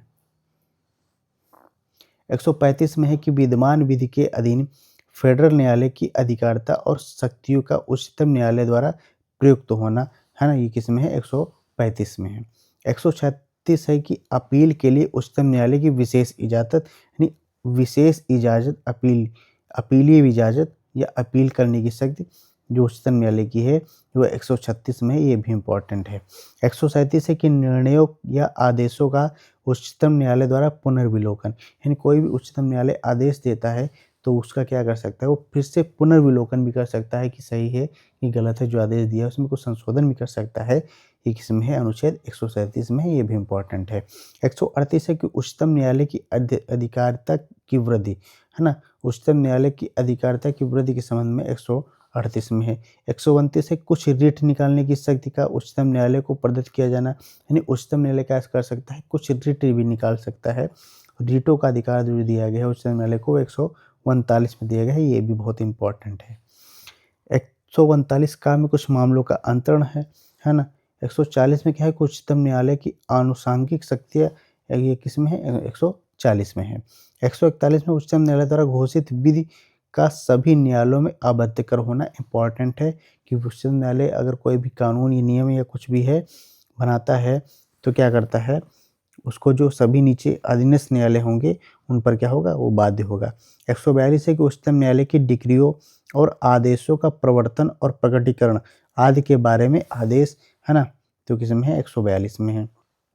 143 उच्चतम न्यायालय से परामर्श करने की राष्ट्रपति की शक्ति, इंपॉर्टेंट है। 143 अगर कोई ऐसा कानून राष्ट्रपति के पास आता है जिसमें राष्ट्रपति समझता है लाओ डिस्कस कर लेते हैं राष्ट्रपति से एक बार कि भाई ये कैसे क्या है, इसमें कोई किसी प्रकार की अड़चन तो नहीं होगी कि हम पास कर देते हैं बाद में इसका आपके पास जाए ये चीज़। तो एक प्रकार से हम जानकारी लेना चाहते हैं इसमें क्या चीज़ है, कैसे की है, कोई कानूनी अड़चन तो नहीं है, है ना। कोई भी कानूनी जानकारी लेना चाहता है अगर राष्ट्रपति तो क्या कर सकता है, वो ले सकता है। किस आर्टिकल के तहत, 143 के तहत, ये भी इम्पोर्टेंट है।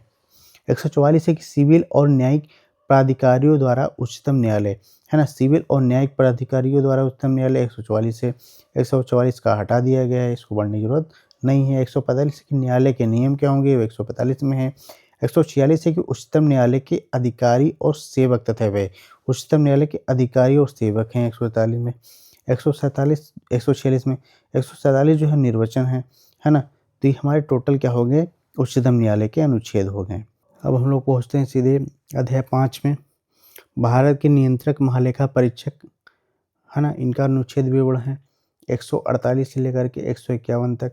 148 में हमारा है भारत का नियंत्रक महालेखा परीक्षक, है ना, इम्पोर्टेंट अनुच्छेद है कि नियंत्रक महालेखा परीक्षक जो है वो किस अनुच्छेद में है, 148 में है। 149 में नियंत्रक महालेखा परीक्षक के कर्तव्य और शक्तियाँ 149 में है। 150 में संघ के और राज्यों के लेखाओं का प्रारूप कैसे होगा, वो 150 में है।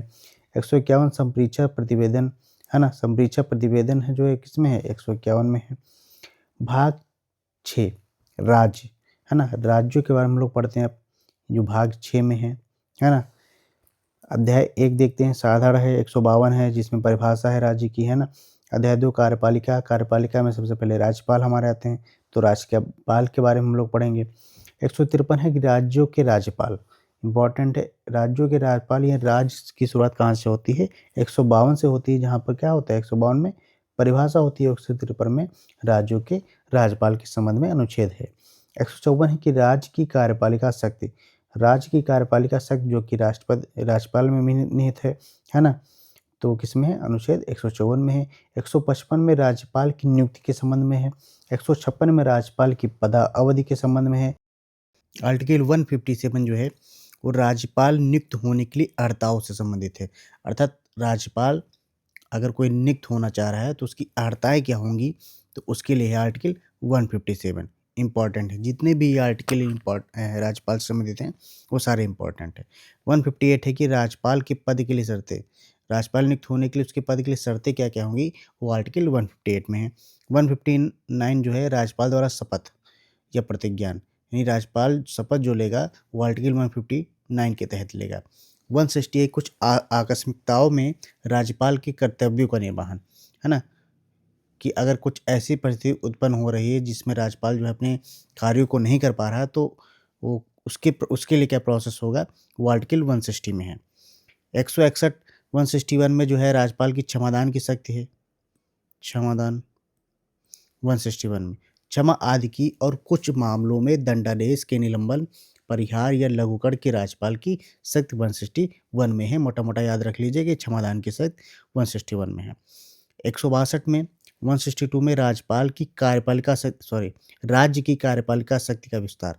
162 से हमारा फिर आगे के जो आर्टिकल हैं, वो मंत्रिपरिषद हो गया, है ना?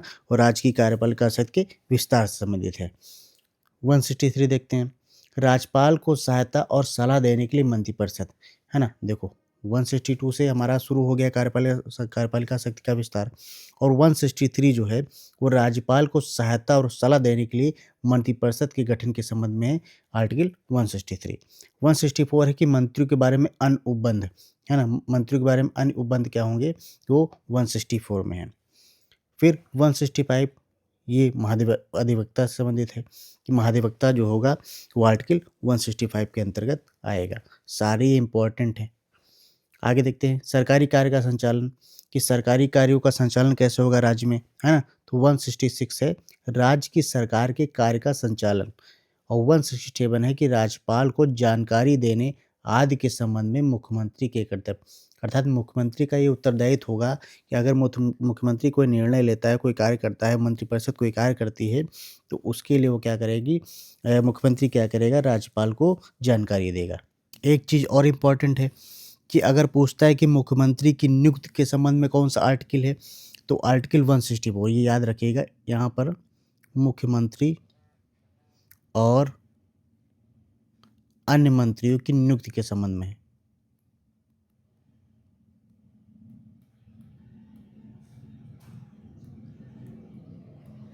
इम्पॉर्टेंट है कि डायरेक्ट इसमें नहीं लिखा हुआ है कि मुख्यमंत्री की नियुक्ति किस आर्टिकल में है, तो ये चीज़ ध्यान रखिएगा कि 164 जो हमारा है, वो 164 जो है वो मंत्रियों और मुख्यमंत्री की नियुक्ति के संबंध में है। आगे देखते हैं हम लोग 168, यहाँ से शुरू हो जाता है हमारा राज्य के विधानमंडल। तो 168 में जो है राज्यों के विधानमंडल के गठन के बारे में है कि राज्यों का विधानमंडल का गठन कैसे होगा, वो आर्टिकल 168 में है। 169 है कि राज्यों में विधान परिषदों का उत्साधन या सृजन, यानी अगर कोई राज्य विधान परिषद का अपने राज्य में जो है स्थापना या उसका जो है उत्साधन करना चाहे, उसको हटाना चाहे, तो किस आर्टिकल के संबंध में है, तो 169 में है। 170 है विधानसभाओं की संरचना के संबंध में, और 171 है विधान परिषदों की संरचना के संबंध में, है ना? 170 विधानसभा की संरचना के संबंध में है, और 171 विधान परिषदों की संरचना के संबंध में है। 172 है राज्यों के विधानमंडलों की अवधि, कि राज्य के विधानमंडल जो होंगे उनकी अवधि क्या होगी, वो 172 में है, कितने समय तक वो चलेंगे, है ना? जैसे हम जानते हैं कि हमारा लोकसभा जैसे है और विधानसभा है, इनकी अवधि 5 साल की होती है, उसके बारे में इसमें दिया गया है आर्टिकल 172 में। 173 है कि राज्य के विधानमंडल की सदस्यता के लिए अर्हता, कि अगर कोई भी सदस्य राज्य विधानमंडल का सदस्य बनना चाहता है, तो उसकी अर्हता क्या होगी, तो 173 में है। 174 है राज्य के विधानमंडल के सत्र, सत्रावसान और विघटन, कि उसका सत्र कैसे चलेगा, सत्रावसान कैसे होगा और उसका विघटन कैसे होगा, वो 174 में है।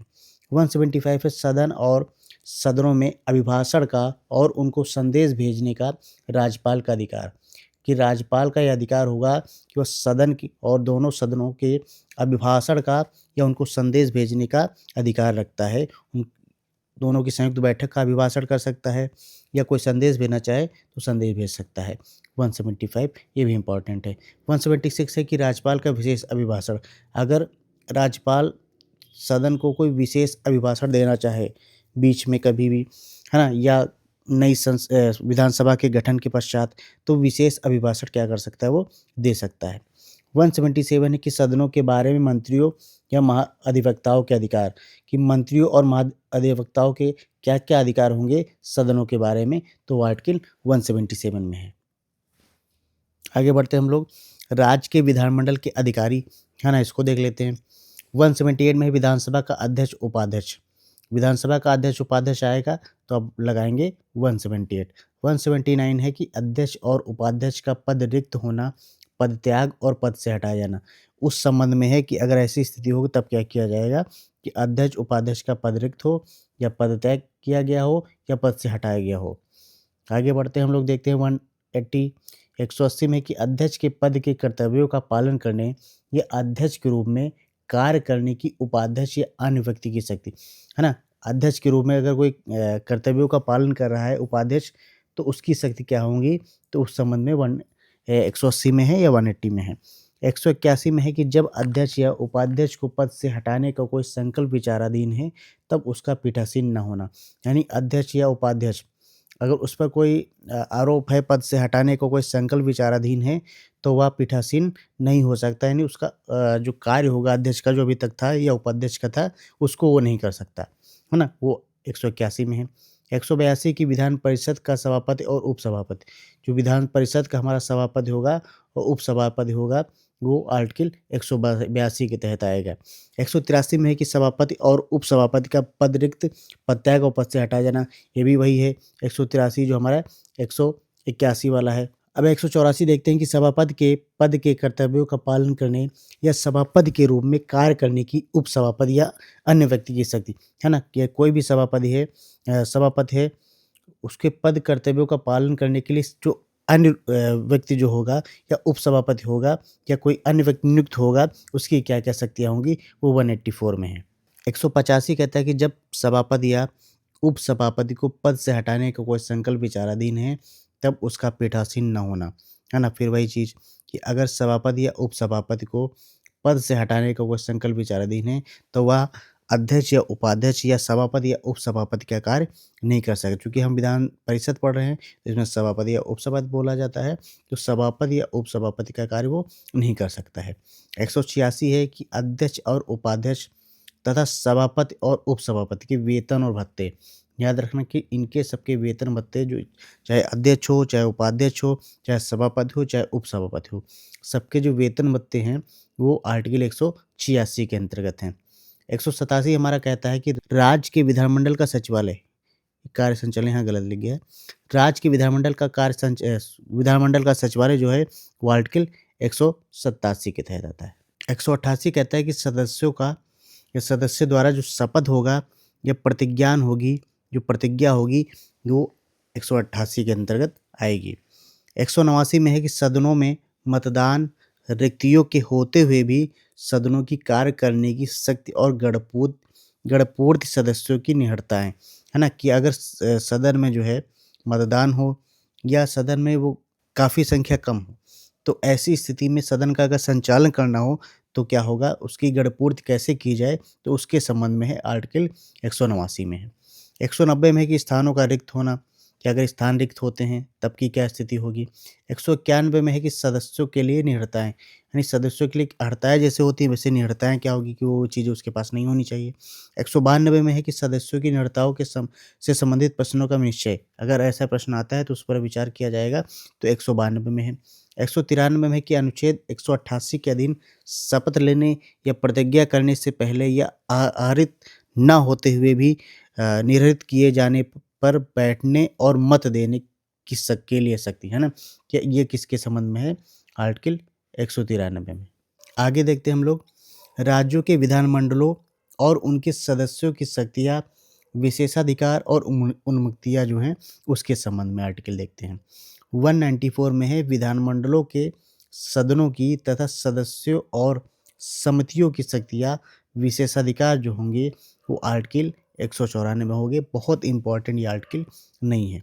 अगला जो लेक्चर हम रिकॉर्ड करेंगे, उसमें क्या करेंगे, जितने भी इम्पॉर्टेंट आर्टिकल हैं, केवल उन्हीं आर्टिकल का हम एक वीडियो दे देंगे, जिससे क्या होगा कि आपको पूरे 395 अनुच्छेद पढ़ने की ज़रूरत नहीं है। जो इम्पॉर्टेंट है केवल वही पढ़ लीजिए। जिसको ज़रूरत है वो 395 पढ़े, जिसको नहीं ज़रूरत है तो जितने इम्पॉर्टेंट हैं उतने ही पढ़ ले, काम चल जाएगा। 195 कहता है हमारा आर्टिकल कि सदस्यों के वेतन और भत्ते 195 में है। विधायी प्रक्रिया देखते हैं कि 196 में आर्टिकल में है विधेयकों के पुनः स्थापना और पारित किए जाने के संबंध में वो बंद जो होगा वो आर्टिकल 196 में है। 197 में धन विधेयक से भिन्न विधेयक। अगर धन विधेयक से कोई भिन्न विधेयक है तो उसके बारे में विधान परिषद की शक्तियाँ या शक्तियों पर निर्बंधन के बारे में है 197। 198 है कि धन विधेयकों के संबंध में विशेष प्रक्रिया। धन विधेयकों के संबंध में विशेष प्रक्रिया जो है वो आर्टिकल 198 में है। 199 में है धन विधेयक की परिभाषा। इंपॉर्टेंट है कि धन विधेयक की जो परिभाषा है वो 199 में है, आर्टिकल 199 में। 200 की विधेयकों पर अनुमति, विधेयकों पर जो अनुमति होगी वो आर्टिकल 200 में है। 201 है विचार के लिए आरक्षित विधेयक, है ना। कोई भी विधेयक जो होगा जो है विचार के लिए आरक्षित किया जा सकता है, वो 201 आर्टिकल में है। अब किसके विचार के लिए? राष्ट्रपति के विचार के लिए किसके द्वारा? राज्यपाल के द्वारा, है ना। तो आरक्षित किया जा सकता है आर्टिकल 201 के अंतर्गत राज्यपाल कोई भी विधेयक को राष्ट्रपति के विचार के लिए आरक्षित कर सकता है। आगे देखते हैं हम लोग वित्तीय विषयों के संबंध में प्रक्रिया। जैसे 202 वार्षिक वित्तीय विवरण जो है कि वार्षिक वित्तीय विवरण जो होगा वो आर्टिकल 202 के अंतर्गत आएगा। इसी के तहत जो है बजट पारित होता है, याद रखिएगा। बजट जो होगा वो आर्टिकल 202 के अंतर्गत ही पारित होता है हमारा।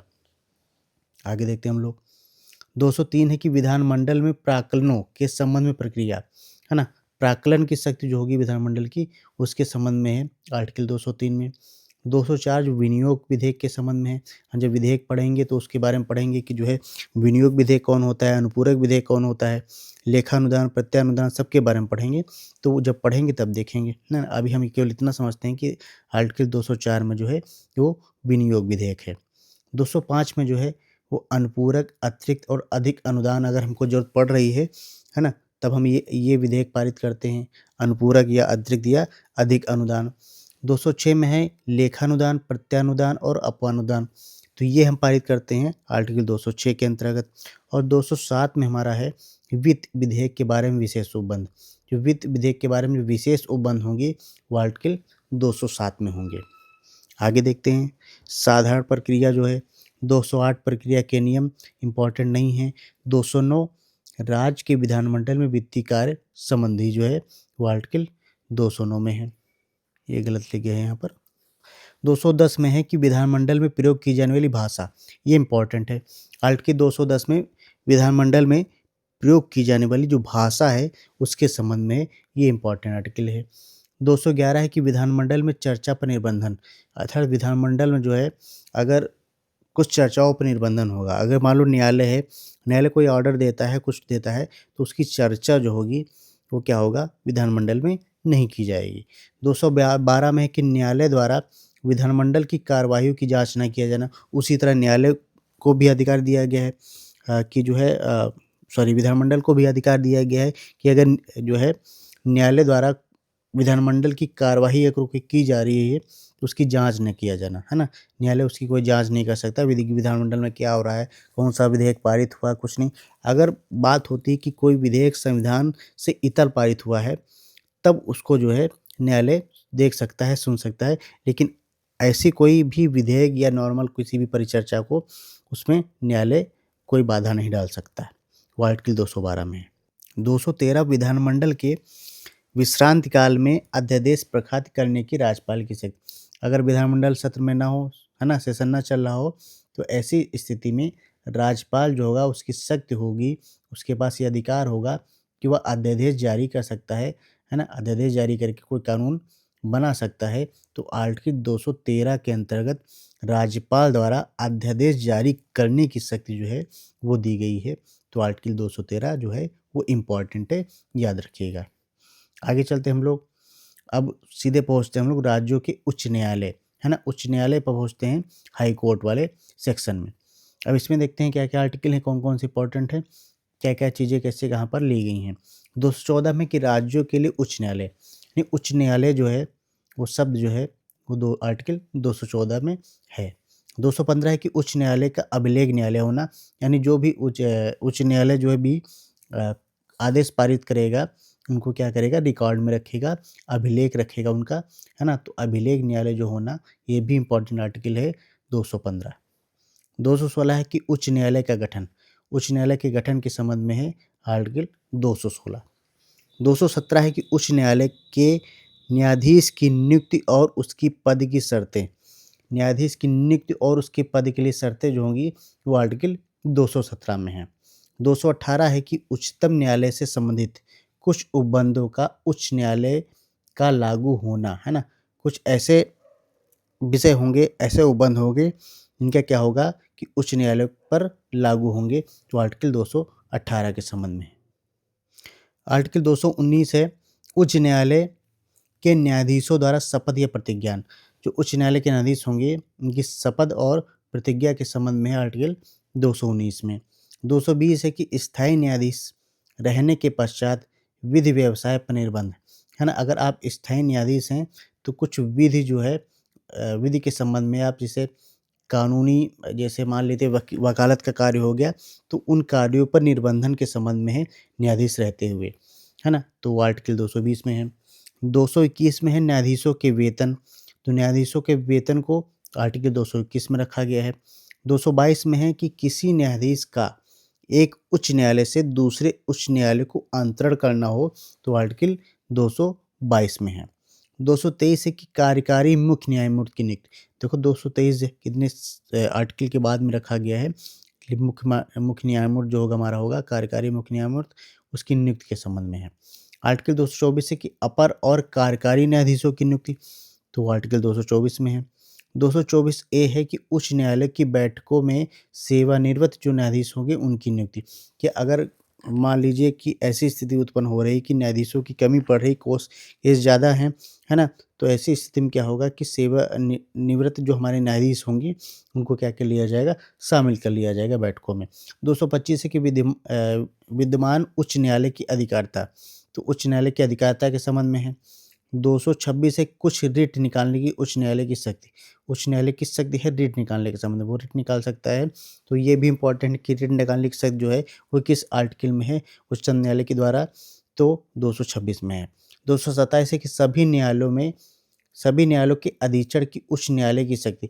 उच्च न्यायालय जो होगा अपने से अधीनस्थ जो न्यायालय होंगे उनका क्या कर सकता है, अधीक्षण भी कर सकता है, उनका एक प्रकार से प्रमुख के रूप में आ सकता है, काम कर सकता है। तो आर्टिकल 227 में है।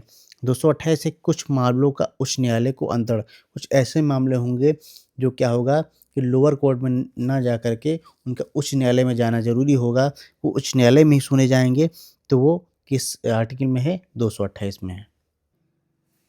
आगे चलते हम लोग देखते हैं फिर 229 है कि उच्च न्यायालय के अधिकारी और सेवक तथा व्यय। उच्च न्यायालय का जो व्यय होगा उसके अधिकारी होंगे वो आएंगे आर्टिकल 229 में।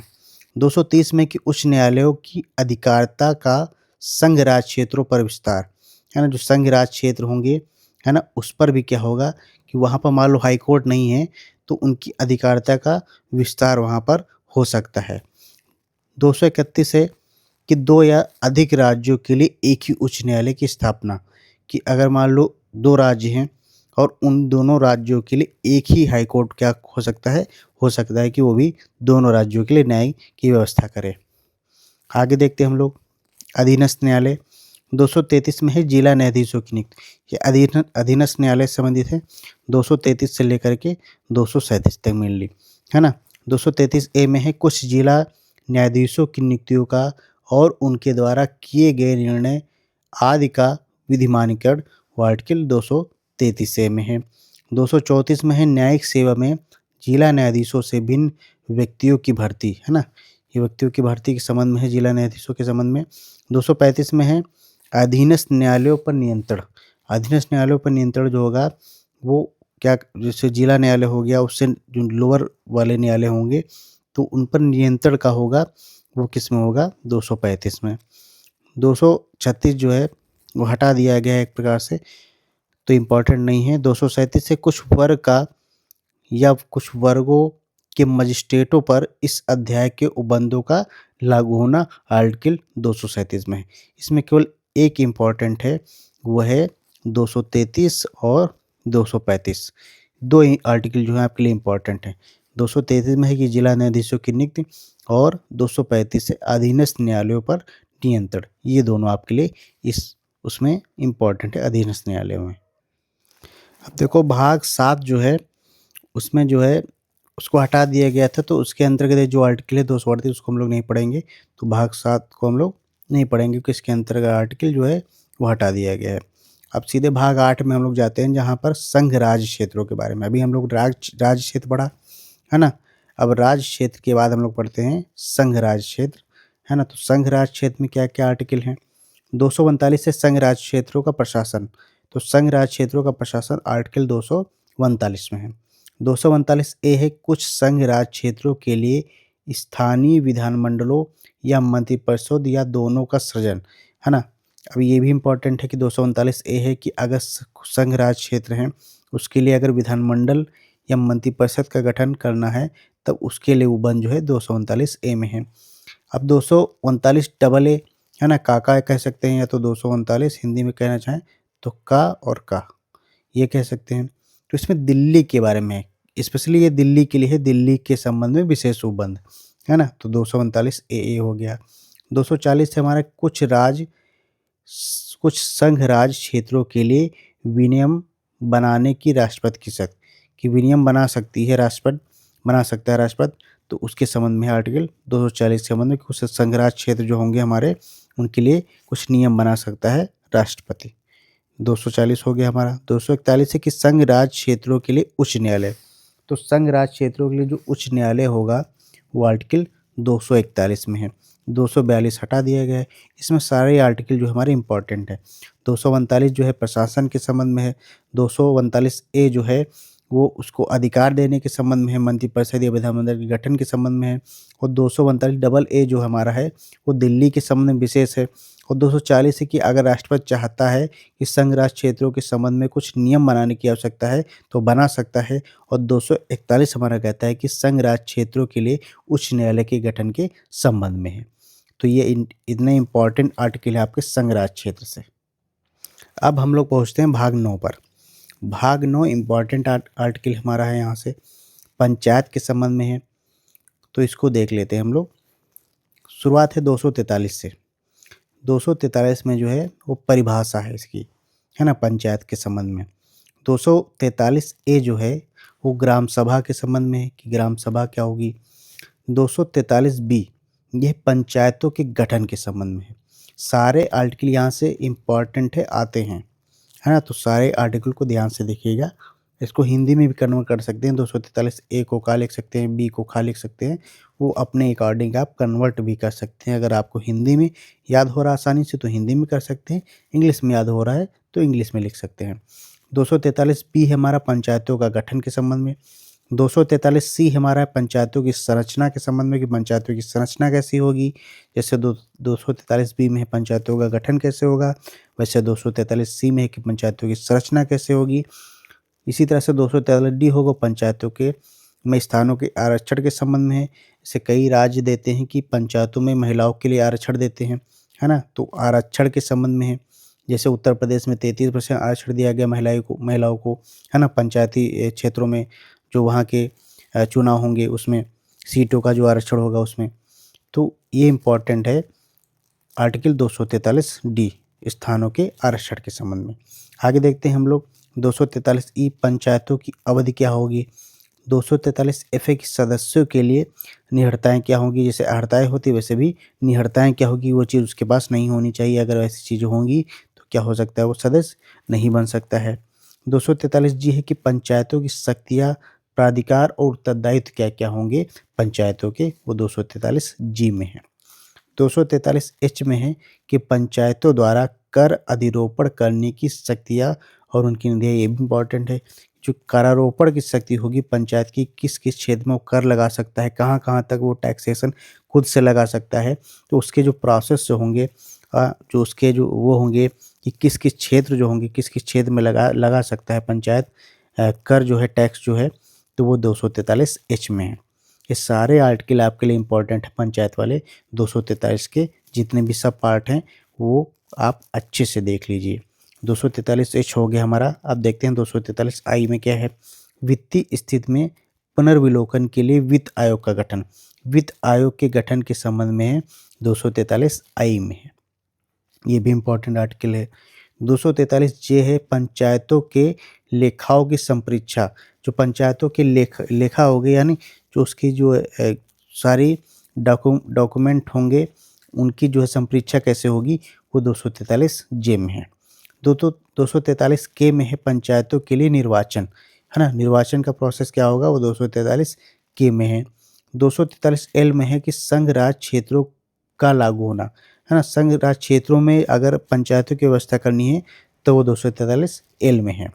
243 एम में है कि इस भाग का कतिपय क्षेत्रों पर लागू न होना, ही कुछ ऐसे क्षेत्र होंगे जहाँ पर ये चीज़ें लागू नहीं होंगी, जहाँ पर पंचायती व्यवस्था लागू नहीं होगी, उसके संबंध में है 243 एम में।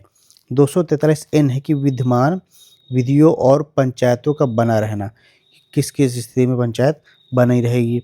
243 ओ है कि निर्वाचन संबंधी मामलों में न्यायालयों के हस्तक्षेप का वर्जन, है ना, कि अगर कोई भी पंचायती क्षेत्र में निर्वाचन हो रहा है तो उसमें न्यायालय किस हद तक हस्तक्षेप नहीं करेगा, उस संबंध में 243 ओ में है।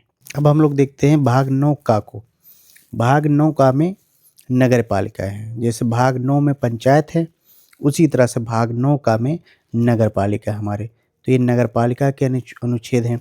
इसी के जस्ट आगे से शुरू हो जाता है 243 ओ के बाद फिर 243 पी से। जैसे 243 पी में क्या है, परिभाषाएं हैं। तो नगर पालिका के संबंध में जो परिभाषाएं हैं वो 243 पी में है।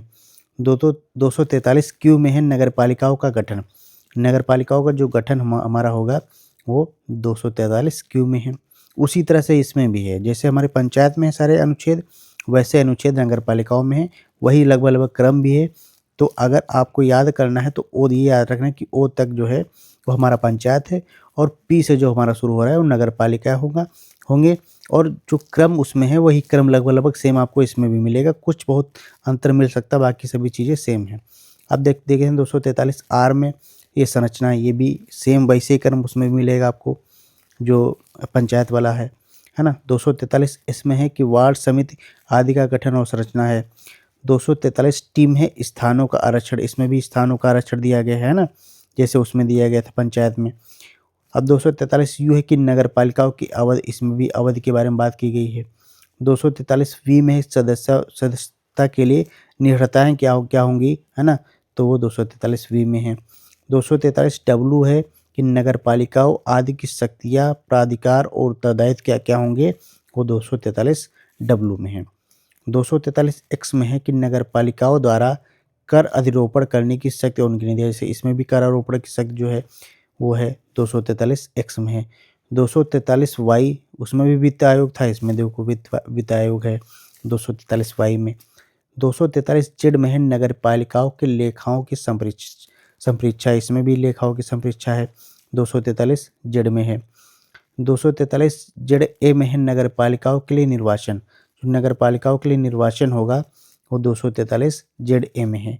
243 जेड बी में है संघ राज क्षेत्रों में लागू होना, ये भी वैसे भी है, संघ राज क्षेत्रों में लागू अगर होना करना है तो 243 जेड बी बोलता है इसके बारे में। 243 जेड सी है कि इस भाग का कतिपय क्षेत्रों में लागू न होना, कौन कौन से क्षेत्र होंगे, किस किस कारण से वहाँ पर लागू नहीं होंगे।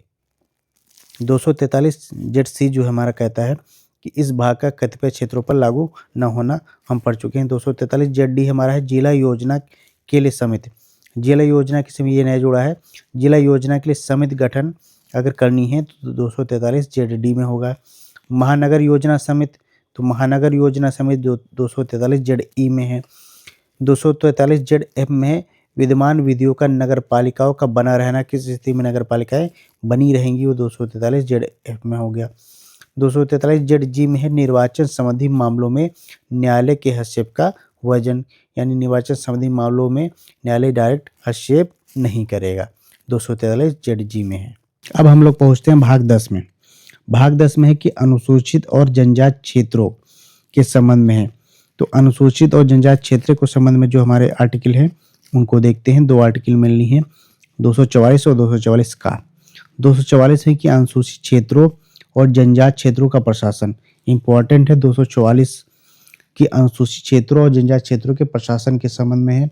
और 244 का जो है वो असम के कुछ जनजाति क्षेत्रों को समाविष्ट करने वाला एक स्वशासी राज्य बनाना और उसके लिए स्थानीय विधानमंडल या मंत्रिपरिषद या दोनों का सृजन। ये 244 का में है। इसमें 244 का आपके लिए इंपॉर्टेंट बिल्कुल भी नहीं है, 244 इंपॉर्टेंट है। तो 244 याद रखिएगा कि 244 में है कि अनुसूचित क्षेत्रों और जनजाति क्षेत्रों का प्रशासन। आगे बढ़ते हैं हम लोग, अब पहुंचते हैं भाग 11 में। भाग 11 में संघ और राज्यों के बीच संबंध, ये इंपॉर्टेंट है, संघ और राज्यों के बीच संबंध। इसमें देखते हैं विधायी शक्ति, देखते हैं कि विधायी शक्ति संबंध क्या क्या है हमारे, विधायी शक्तियों का वितरण देखते हैं। 245 में कि संसद द्वारा राज्यों के विधानमंडलों द्वारा बनाए गए विधियों का विस्तार, है ना, संसद द्वारा जो राज्यों के विधानमंडल द्वारा जो विधियां बनाई जाएंगी, है ना, तो उनके संबंध में जो है 245 में। 246 में कि संसद द्वारा और राज्य के विधानमंडल द्वारा बनाई गई विधियों की विषय वस्तु, है ना, तो विषय वस्तु क्या होगी, वो 246 में है। 247 में कुछ अतिरिक्त न्यायालयों की स्थापना या उपबंध करने की संसद की शक्ति। अगर संसद चाहता है कि अगर हमको कहीं पर अतिरिक्त न्यायालय की स्थापना करना है, न्यायालयों की कमी है, तो क्या कर सकता है, कर सकता है। 248 की अवशिष्ट विधायी शक्तियाँ, अवशिष्ट विधायी शक्तियाँ जो हमारी होंगी उनके संबंध में जो होगा आर्टिकल वो 248 है। इंपॉर्टेंट आर्टिकल है 248 की अवशिष्ट विधायी शक्तियाँ किस आर्टिकल में है, तो 248 में है।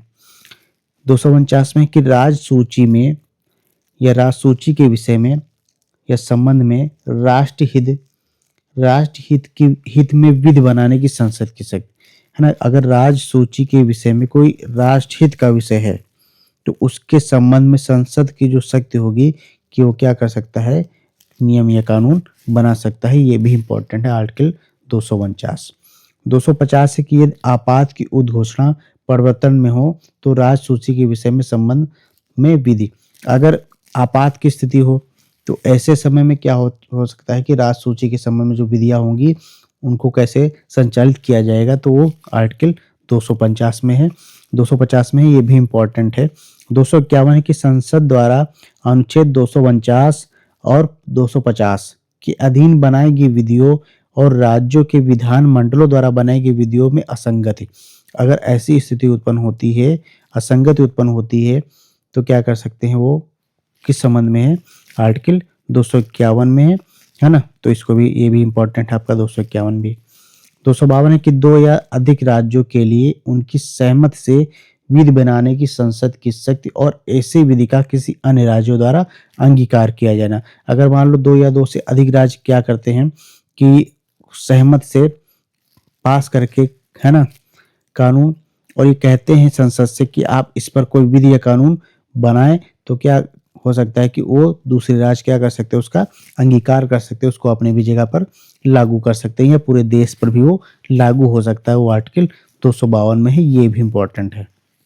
253 है कि अंतर्राष्ट्रीय करार, जो अंतर्राष्ट्रीय हमारे जो है करार होंगे उनको प्रभावी करने के लिए विधान, उनको प्रभावी करने के लिए विधान बनाने की शक्ति आर्टिकल 253 में है।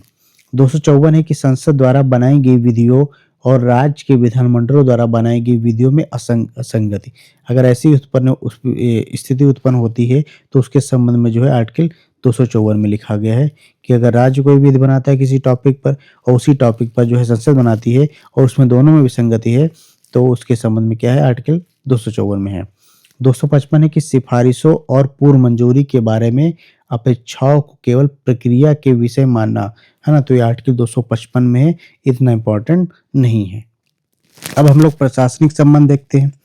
राज्य और संघ में जो प्रशासनिक, राज्य और संघ और केंद्र शासित प्रदेश जो हमारे होंगे उनके संबंध में हम लोग देखते हैं प्रशासनिक संबंध। 256 है राज्यों की और संघ की बाध्यता, कि राज्य और संघ की बाध्यता जो होगी वो आर्टिकल 256 में है। 257 में कुछ दशाओं में राज्यों पर संघ का नियंत्रण, है ना, कुछ ऐसी दशाएं होंगी जहां पर राज्यों पर संघ का नियंत्रण स्थापित हो सकता है, वो आर्टिकल 257 में है। 258 में है कि कुछ दशाओं में राज्यों को शक्ति प्रदान करने की संघ की शक्ति, है ना, कुछ दशाओं में संघ क्या कर सकता है, राज्यों को कुछ शक्तियां प्रदान कर सकता है, वो आर्टिकल 258 में है।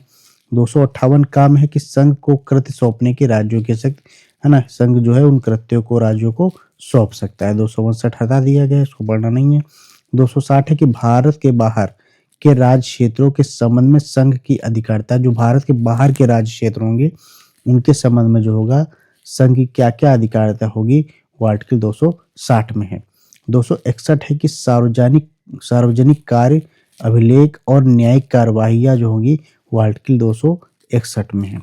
जल विवाद देखते हैं कि अगर 262 में है कि राज्य नदियों या नदी दोनों के जल संबंधी विवादों का न्याय निर्णय, है ना, नदी जल जो विवाद होगा वो आर्टिकल 262 के अंतर्गत है। राज्यों के बीच समन्वय देखते हैं कि 263 अंतर्राज्य परिषद के संबंध में जो बंद के, अगर अंतर्राज्य परिषद जो गठित होगी हमारी उसके संबंध में क्या प्रोसेस होगा, तो आर्टिकल 263 में है। ये दोनों आर्टिकल जो है इंपॉर्टेंट भी हैं, 262 और 263। इसको भी ध्यान रखिएगा कि दोनों आर्टिकल इंपॉर्टेंट है, अक्सर पूछे जाते हैं। आगे बढ़ते हैं हम लोग, भाग 12 पहुँचते हैं। भाग 12 में है कि वित्त, संपत्ति, समुदाय और वाद। बहुत इंपॉर्टेंट नहीं है लेकिन पढ़ लेते हैं क्योंकि हम पूरे अनुच्छेद पढ़ रहे हैं। 264 में परिभाषा है वित्त के संबंध में। 265 में है कि विधि के प्राधिकार के बिना करों का अधिरोपण न किया जाना। 266 जो है भारत और राज्यों के संचित निधियों और लोक लेखा जो होगा वो 266 में है। 266 इंपॉर्टेंट कह सकते हो, इसको पढ़ सकते हो आप। आगे देखते हैं आकस्मिक निधि, ये भी इंपॉर्टेंट 267, ये भी इंपॉर्टेंट है 266 और 267, ये आपके लिए इसमें इंपॉर्टेंट है, ये आप चाहें तो पढ़ सकते हैं। 267 जो है आकस्मिक निधि है और 266 जो है वो भारत और राज्यों के संचित निधि और लोक लेखा है। हाँ, जो संचित निधि होगी उसके संबंध में 266 में है और जो आकस्मिक निधि या आकस्मिकता निधि है वो 267 में है।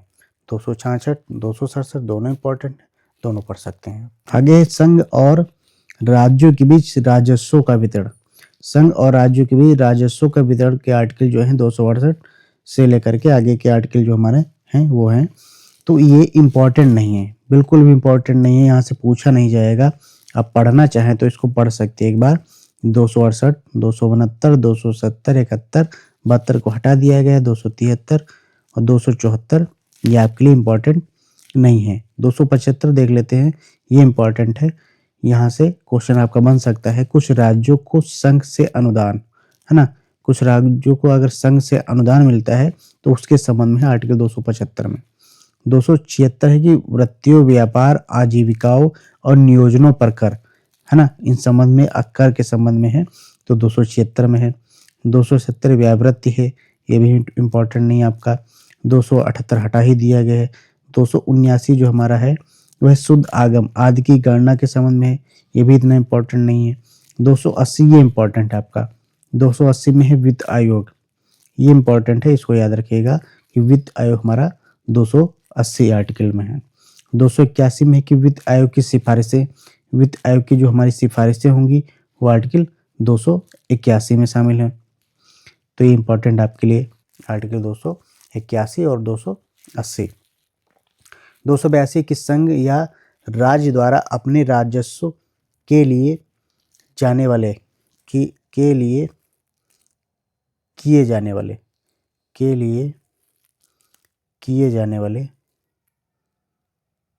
वाले वे, है ना, तो आर्टिकल 282 में है। 283 में कि संचित निधियों, आकस्मिकता निधियों और लोक लेखाओं में जमा धनराशि की अभिलिच्छा आदि, तो 283 में है, ये इंपॉर्टेंट है, यहाँ से क्वेश्चन आ सकता है, हालांकि अभी आया नहीं यहाँ से।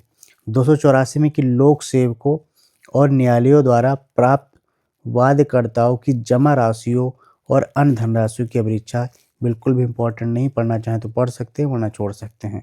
285 में संघ और संपत्ति को राज्य के कराधान से छूट, है ना, तो ये भी इंपॉर्टेंट नहीं है। 286 की माल के क्रय या विक्रय पर कर के अधिरोपण के बारे में निर्बंधन, ये भी इंपॉर्टेंट नहीं है आपका।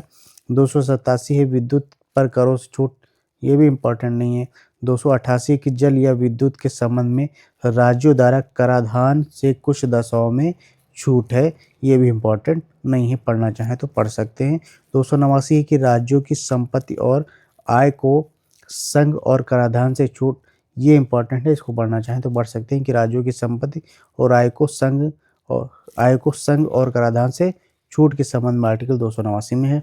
290 में कुछ व्यय और पेंशनों के संबंध में समायोजन वो आर्टिकल 290 में है। 290 का है कुछ देवस्वम निधियों की वार्षिक संदाय, बिल्कुल भी इम्पोर्टेंट नहीं है आपके लिए, 291 में हटा दिया गया है, तो उसको हमको पढ़ना ही नहीं है। अध्याय 2 में है उधार लेना। अब देखते हैं उधार लेना, ये इंपॉर्टेंट है। 292 भारत सरकार द्वारा उधार लेना, ये भारत सरकार द्वारा उधार लेना 292 आर्टिकल के अंतर्गत है, ये इंपॉर्टेंट है, इसको याद रखिएगा।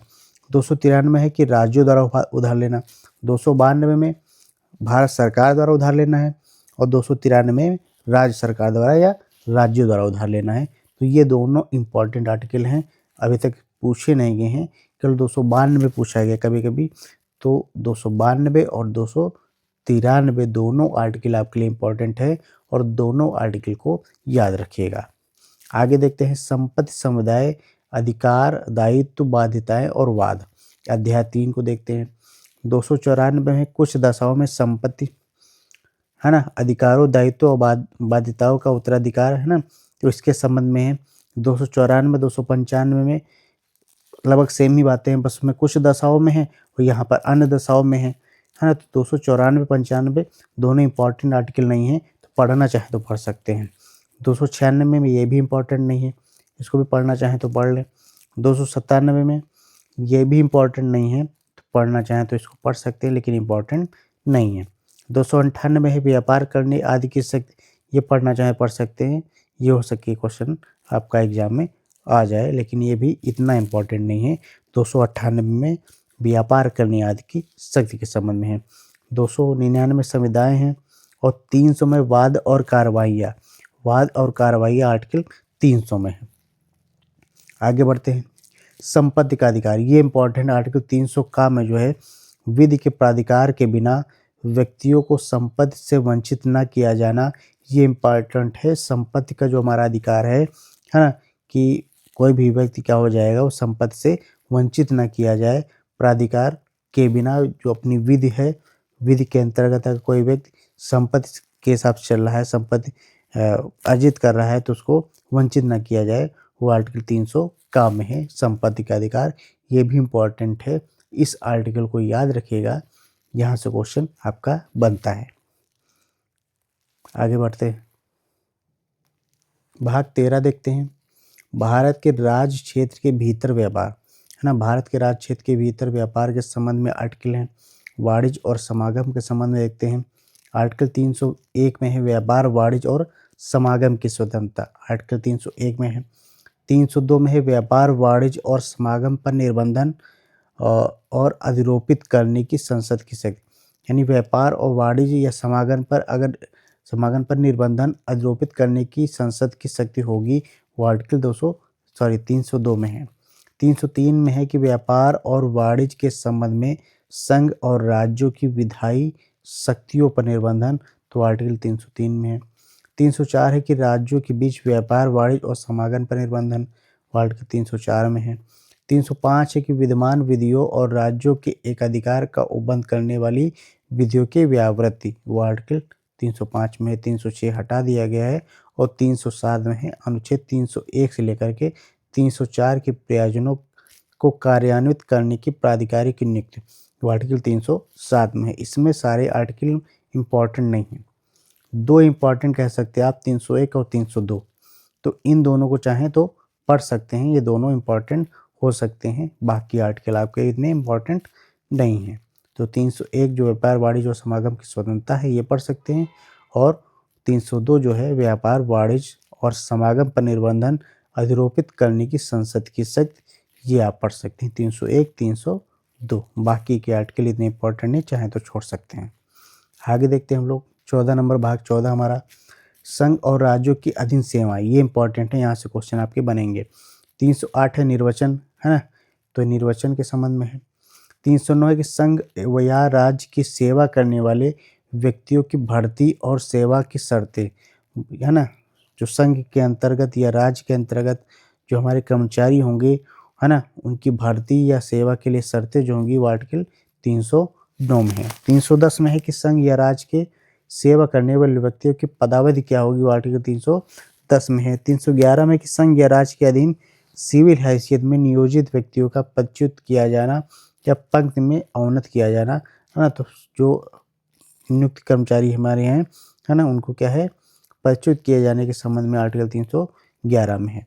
312 में अखिल भारतीय सेवाएँ हैं, है ना, जो हमारी अखिल भारतीय सेवाएँ होंगी, उनको 312 में रखा गया है। 312 में कुछ सेवाओं के अधिकारियों की सेवा की शर्तें में परिवर्तन करने या उन्हें प्रतिसंहृत करने की संसद की शक्ति। 312 का ये सब पार्ट होगा, तो 312 है ना, तो ये भी इम्पोर्टेंट है। इसमें आपका इम्पोर्टेंट है 312 और 310 और 309, है ना, तो ये आर्टिकल आपके ज़्यादा इम्पोर्टेंट है। बाकी सारे यहाँ से आर्टिकल इम्पोर्टेंट है, आप देख सकते हैं एक बार। और भाग 15 में हमारे संघ और राज्यों के अधीन सेवाओं के संबंध में जो भी आर्टिकल हैं। 313 संक्रमणकालीन उपबंध है, तो ये भी देख सकते हैं। 314 हटा ही दिया गया। आगे देखते हैं अध्याय 2 में लोक सेवा आयोग, है ना, जो हमारी लोक सेवा आयोग है उसके संबंध में जो हमारे आर्टिकल हैं उनको देखते हैं। ये हमारे इम्पोर्टेंट आर्टिकल हैं। 315 में है कि संघ और राज्यों के लिए लोक सेवा आयोग, संघ और राज्यों के लिए एक लोक सेवा आयोग होगा, वो आर्टिकल 315 में है। 316 में कि सदस्यों की नियुक्ति और पदावधि, जो लोक सेवा आयोग के सदस्य होंगे उनकी नियुक्ति और पदावधि किस प्रकार से होगी, वो आर्टिकल 316 में है।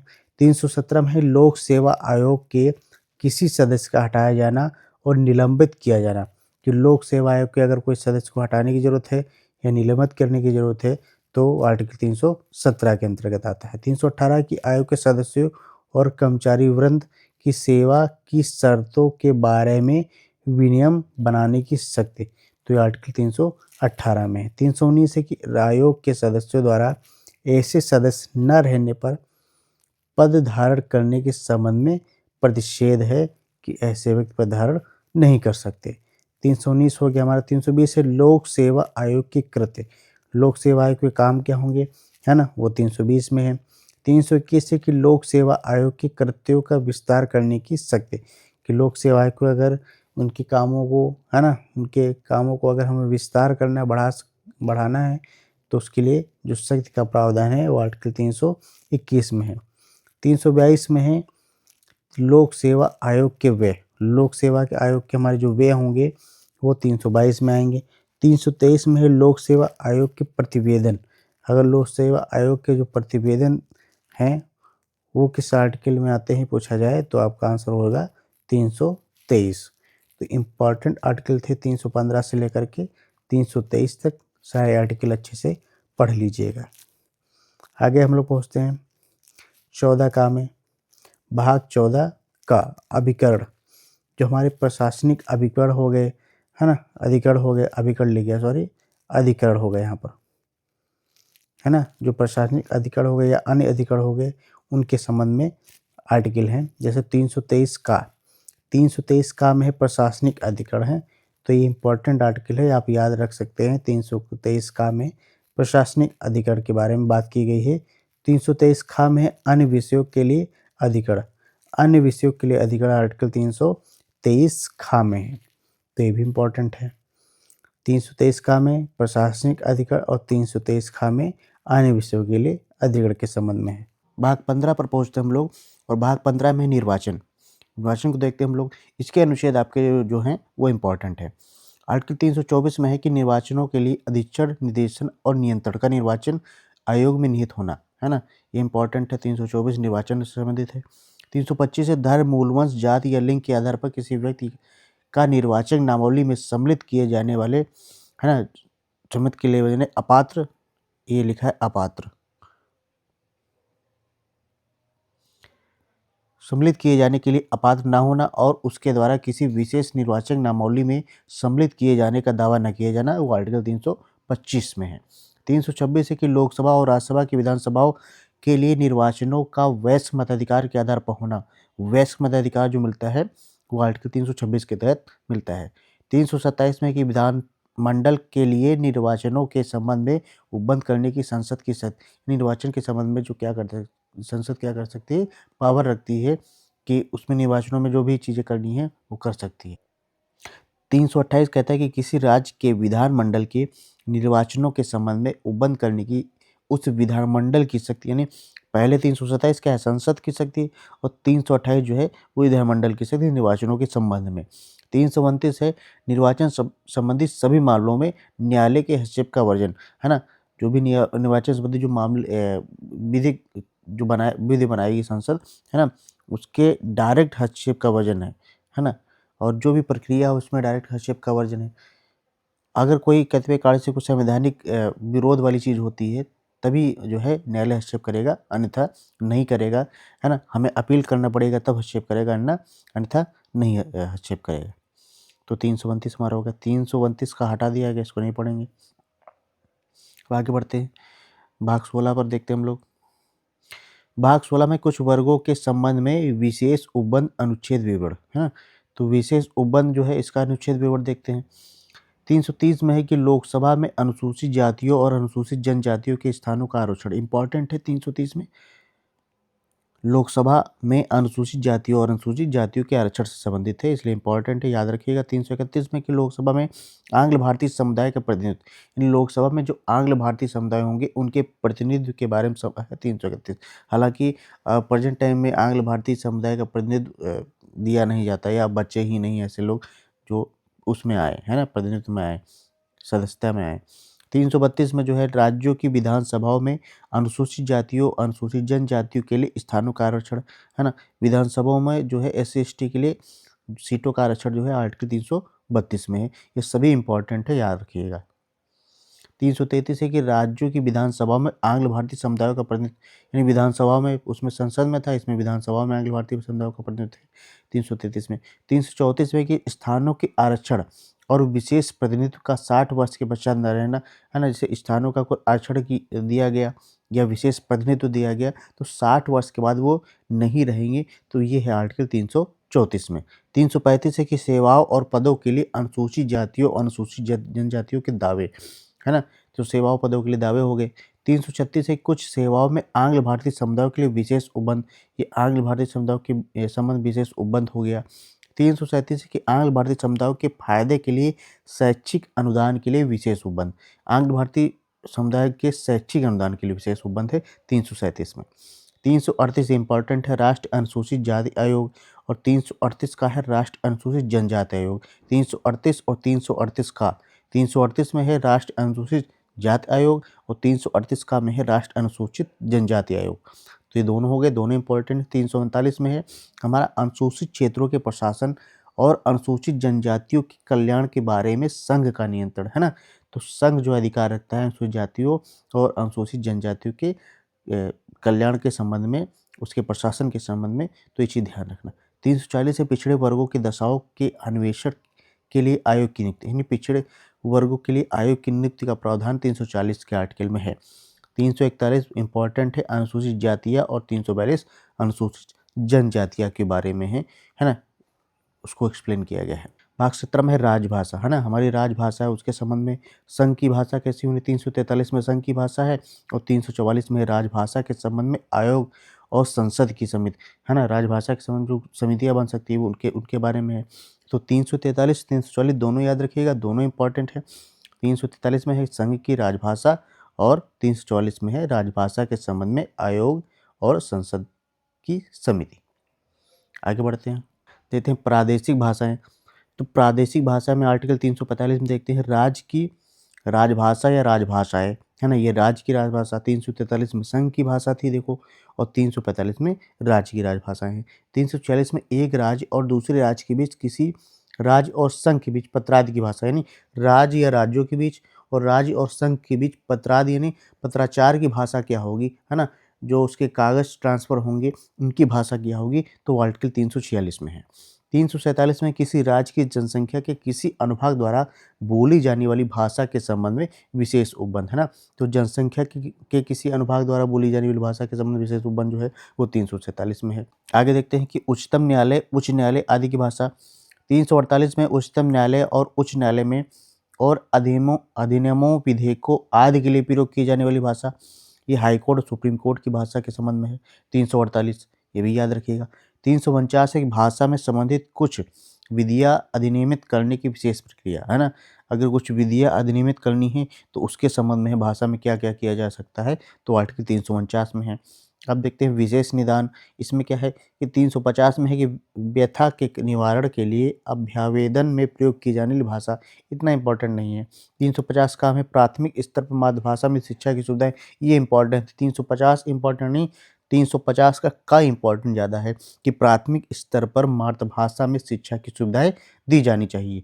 350 का है कि भाषाई अल्पसंख्यक वर्गों के लिए विशेष अधिकारी, यानी भाषाई अल्पसंख्यक वर्ग जो है उनके लिए विशेष अधिकारी की नियुक्ति की बात की गई है 350 खा में। 351 में हिंदी भाषा के विकास के लिए निर्देश, है ना? हिंदी भाषा के विकास के लिए जो है निर्देश दिए गए हैं 351 में। आगे देखते हैं आपात उपबंध, है ना? हमारे आपातकालीन शक्तियों के संबंध में है। इसमें देखते हैं क्या है कि 352 में आपात की उद्घोषणा, है ना? आपात की स्थिति के समय में उद्घोषणा जो होगी वो 352 के आर्टिकल में आएगी। 353 में है कि आपात की उद्घोषणा का प्रभाव। उद्घोषणा 352 में उद्घोषणा है और 353 में उस उद्घोषणा के प्रभाव के बारे में। और 354 देखते हैं कि जब आपात की उद्घोषणा प्रवर्तन में है तब राजस्व के वितरण संबंधी उपबंधों का लागू न होना। अब मान लीजिए आपातकालीन स्थिति है ना? तो ऐसी स्थिति में जो राजस्व का वितरण होता है राज्यों में, उसमें क्या हो सकता है, वो लागू नहीं भी हो सकते। 355 है कि बाह्य आक्रमण और आंतरिक अशांति से राज्य की संरक्षा करने का संघ का कर्तव्य, या अगर बाह्य आक्रमण या अशांति की स्थिति बन रही है तो संघ का कर्तव्य हो गया कि हमारी रक्षा करे, वो आर्टिकल 355 में है। 356 है कि राज्यों संवैधानिक तंत्र के विफल हो जाने की दशा में उपबंध। अगर राज्य का संवैधानिक तंत्र विफल हो जा रहा है तो उस समय जो है उपबंध क्या होंगे। 357 है कि अनुच्छेद 356 के अधीन की गई उद्घोषणा के अधीन विधायी शक्तियों का प्रयोग। अगर मान लो राज्यों में संवैधानिक तंत्र विफल होता है और वहाँ आपातकाल लागू होता है या राष्ट्रपति शासन लागू होता है, तो ऐसी स्थिति में क्या होगा कि जो विधायी शक्तियों का प्रयोग होगा वो किस प्रकार से होगा, है ना? क्योंकि उसमें क्या है, राष्ट्रपति शासन लागू है या आपातकाल लागू है, तो उस संबंध में आर्टिकल 357 में दिया गया है। 358 में कि आपात के दौरान अनुच्छेद 19 के उपबंध का निलंबन, यानी अनुच्छेद 19 में कुछ ऐसे वो भाग होंगे जो आपातकाल के दौरान निरस्त हो जाएंगे, यानी वो लागू नहीं रहेंगे, वो अधिकार हमको मौलिक रूप में नहीं मिलेंगे। 359 में कि आपात के दौरान भाग 3 द्वारा प्रदत्त अधिकारियों के प्रवर्तन का निलंबन, है ना? कुछ अधिकारी हैं जो अगर आपातकाल लागू होगा तो उनका क्या निलंबन नहीं होगा या जो है उनका ट्रांसफ़र नहीं होगा या उनको छुट्टी नहीं मिलेगी। इस संबंध में कुछ ही बातें हैं 359 में। 360 में है कि वित्तीय आपात के बारे में उपबंध। ये वित्तीय आपात के बारे में उपबंध है। ये सारे जो आपातकालीन जो आर्टिकल हमारे हैं, ये सारे इम्पोर्टेंट हैं, तो इनको याद रखिएगा। ये सारे, ठीक है, 352 से लेकर के 360 तक। प्रकीर्ण शक्तियाँ को देखते हैं। 361 में राष्ट्रपति और राज्यपाल और राष्ट्र प्रमुखों का संरक्षण, है ना? ये इम्पोर्टेंट है, याद रख सकते हैं। 361 में राष्ट्रपति, राज्यपाल और राष्ट्र प्रमुखों का संरक्षण के संबंध में है। 361 का है कि संसद और राज्यों के विधानमंडलों की कार्यवाहियों के प्रकाशन का संरक्षण, है ना? मेनली संरक्षण है इसमें। जो 361 का है। 361 खा में है लाभप्रद राजनीतिक पद पर नियुक्त होने के लिए निर्भरता, है ना? आप किसी राजनीतिक पद पर नियुक्त होना चाह रहे हैं तो आपकी क्या चीज़ें होनी चाहिए जो आपके पास नहीं होनी चाहिए। अगर वो ऐसी चीज़ें आपके संबंध में हैं तो आप उस राजनीतिक पद पर नहीं आ सकते। तो 361 खा में कहा गया है। 363 में कुछ संधियों, करारों आदि से उत्पन्न विवादों में न्यायालयों के हस्तक्षेप का वर्जन। कुछ संधियाँ, कुछ करार की जा रही हैं तो ऐसे समय में अगर विवाद कोई उत्पन्न हो रहा है तो उसमें न्यायालय के हस्तक्षेप का वर्जन के संबंध में है, वो आर्टिकल 363 में है। 363 का में है देशी राज्यों के शासकों को दी गई मान्यता की समाप्ति और निजी थैलियों का अंत, है ना? इसका क्या है कि देशी जो रियासत हैं या देशी जो राज थे, पहले शासक थे, उनको पहले उपाधियाँ या मान्यता कुछ दी जाती थी, कुछ नाम से पुकारा जाता था, तो उनके अंत, है ना? उनके जो उपाधियाँ हैं, उनके अंत, थैलिया कुछ होता होगा, थैलियों के नाम से जाना जाता होगा, तो उनका अंत, है ना? 363 का में है। 364 में है कि महापत्तनों और विवाद क्षेत्रों के बारे में विशेष उपबंध। तो महापत्तनों और विवाद क्षेत्रों के बारे में विशेष उपबंध है। 363 का है, जो ये याद रख सकते हो। ये हालांकि जो है प्रेजेंट समय में कुछ लागू नहीं, क्योंकि तब तक सारी उपाधियों का अंत हो चुका था। तो उस समय ज़्यादा इंपॉर्टेंट है, जब संविधान हमारा बना था तब उपाधियाँ लोगों के पास ज़्यादा थी, देशी रियासत भी थे, राज्य भी थे और शासक भी थे, है ना? तो तब ज़्यादा इम्पोर्टेंट था, अब प्रेजेंट टाइम में इतना इम्पोर्टेंट इसका रह नहीं गया है। 365 देखते हैं हम लोग, संघ द्वारा दिए गए निर्देशों का अनुपालन करने में या उनको प्रभावी करने में असफलता का प्रभाव। तो ये आप याद रख सकते हैं, बहुत इंपॉर्टेंट नहीं है। 366 में कुछ परिभाषाएँ हैं और 367 में निर्वचन है ना? तो इसमें 1-2 अनुच्छेद जो है आपका इम्पोर्टेंट है। 363 का याद रख सकते हैं और रख सकते हैं 361 वाला याद रख सकते हैं, 361 का याद रख सकते हैं, ये इतने इम्पोर्टेंट हैं। और 363 याद रख सकते हैं, इतने इम्पोर्टेंट है इसमें। और फिर आगे हम लोग बढ़ते हैं। भाग 20 में देखते हैं संविधान का संशोधन।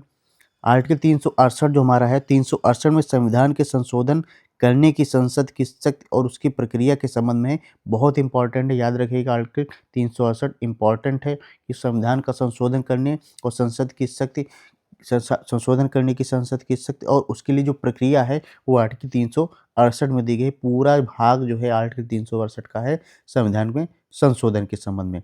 भाग 21 देखते हैं हम लोग। भाग 21 में कुछ विशेष प्रावधान किए गए हैं राज्यों के लिए। 369 में राज्य सूची के विषयों के संबंध में विधि बनाने की संसद की अस्थायी शक्ति, है ना? संसद की स्थायी शक्ति नहीं, यानी कुछ विषयों में वो क्या कर सकता है, राज्य सूची के विषय में विधि बना सकता है। जैसे 376 में जम्मू कश्मीर राज्य के संबंध में अस्थायी उपबंध जम्मू कश्मीर के राज्य के संबंध में बना सकता है।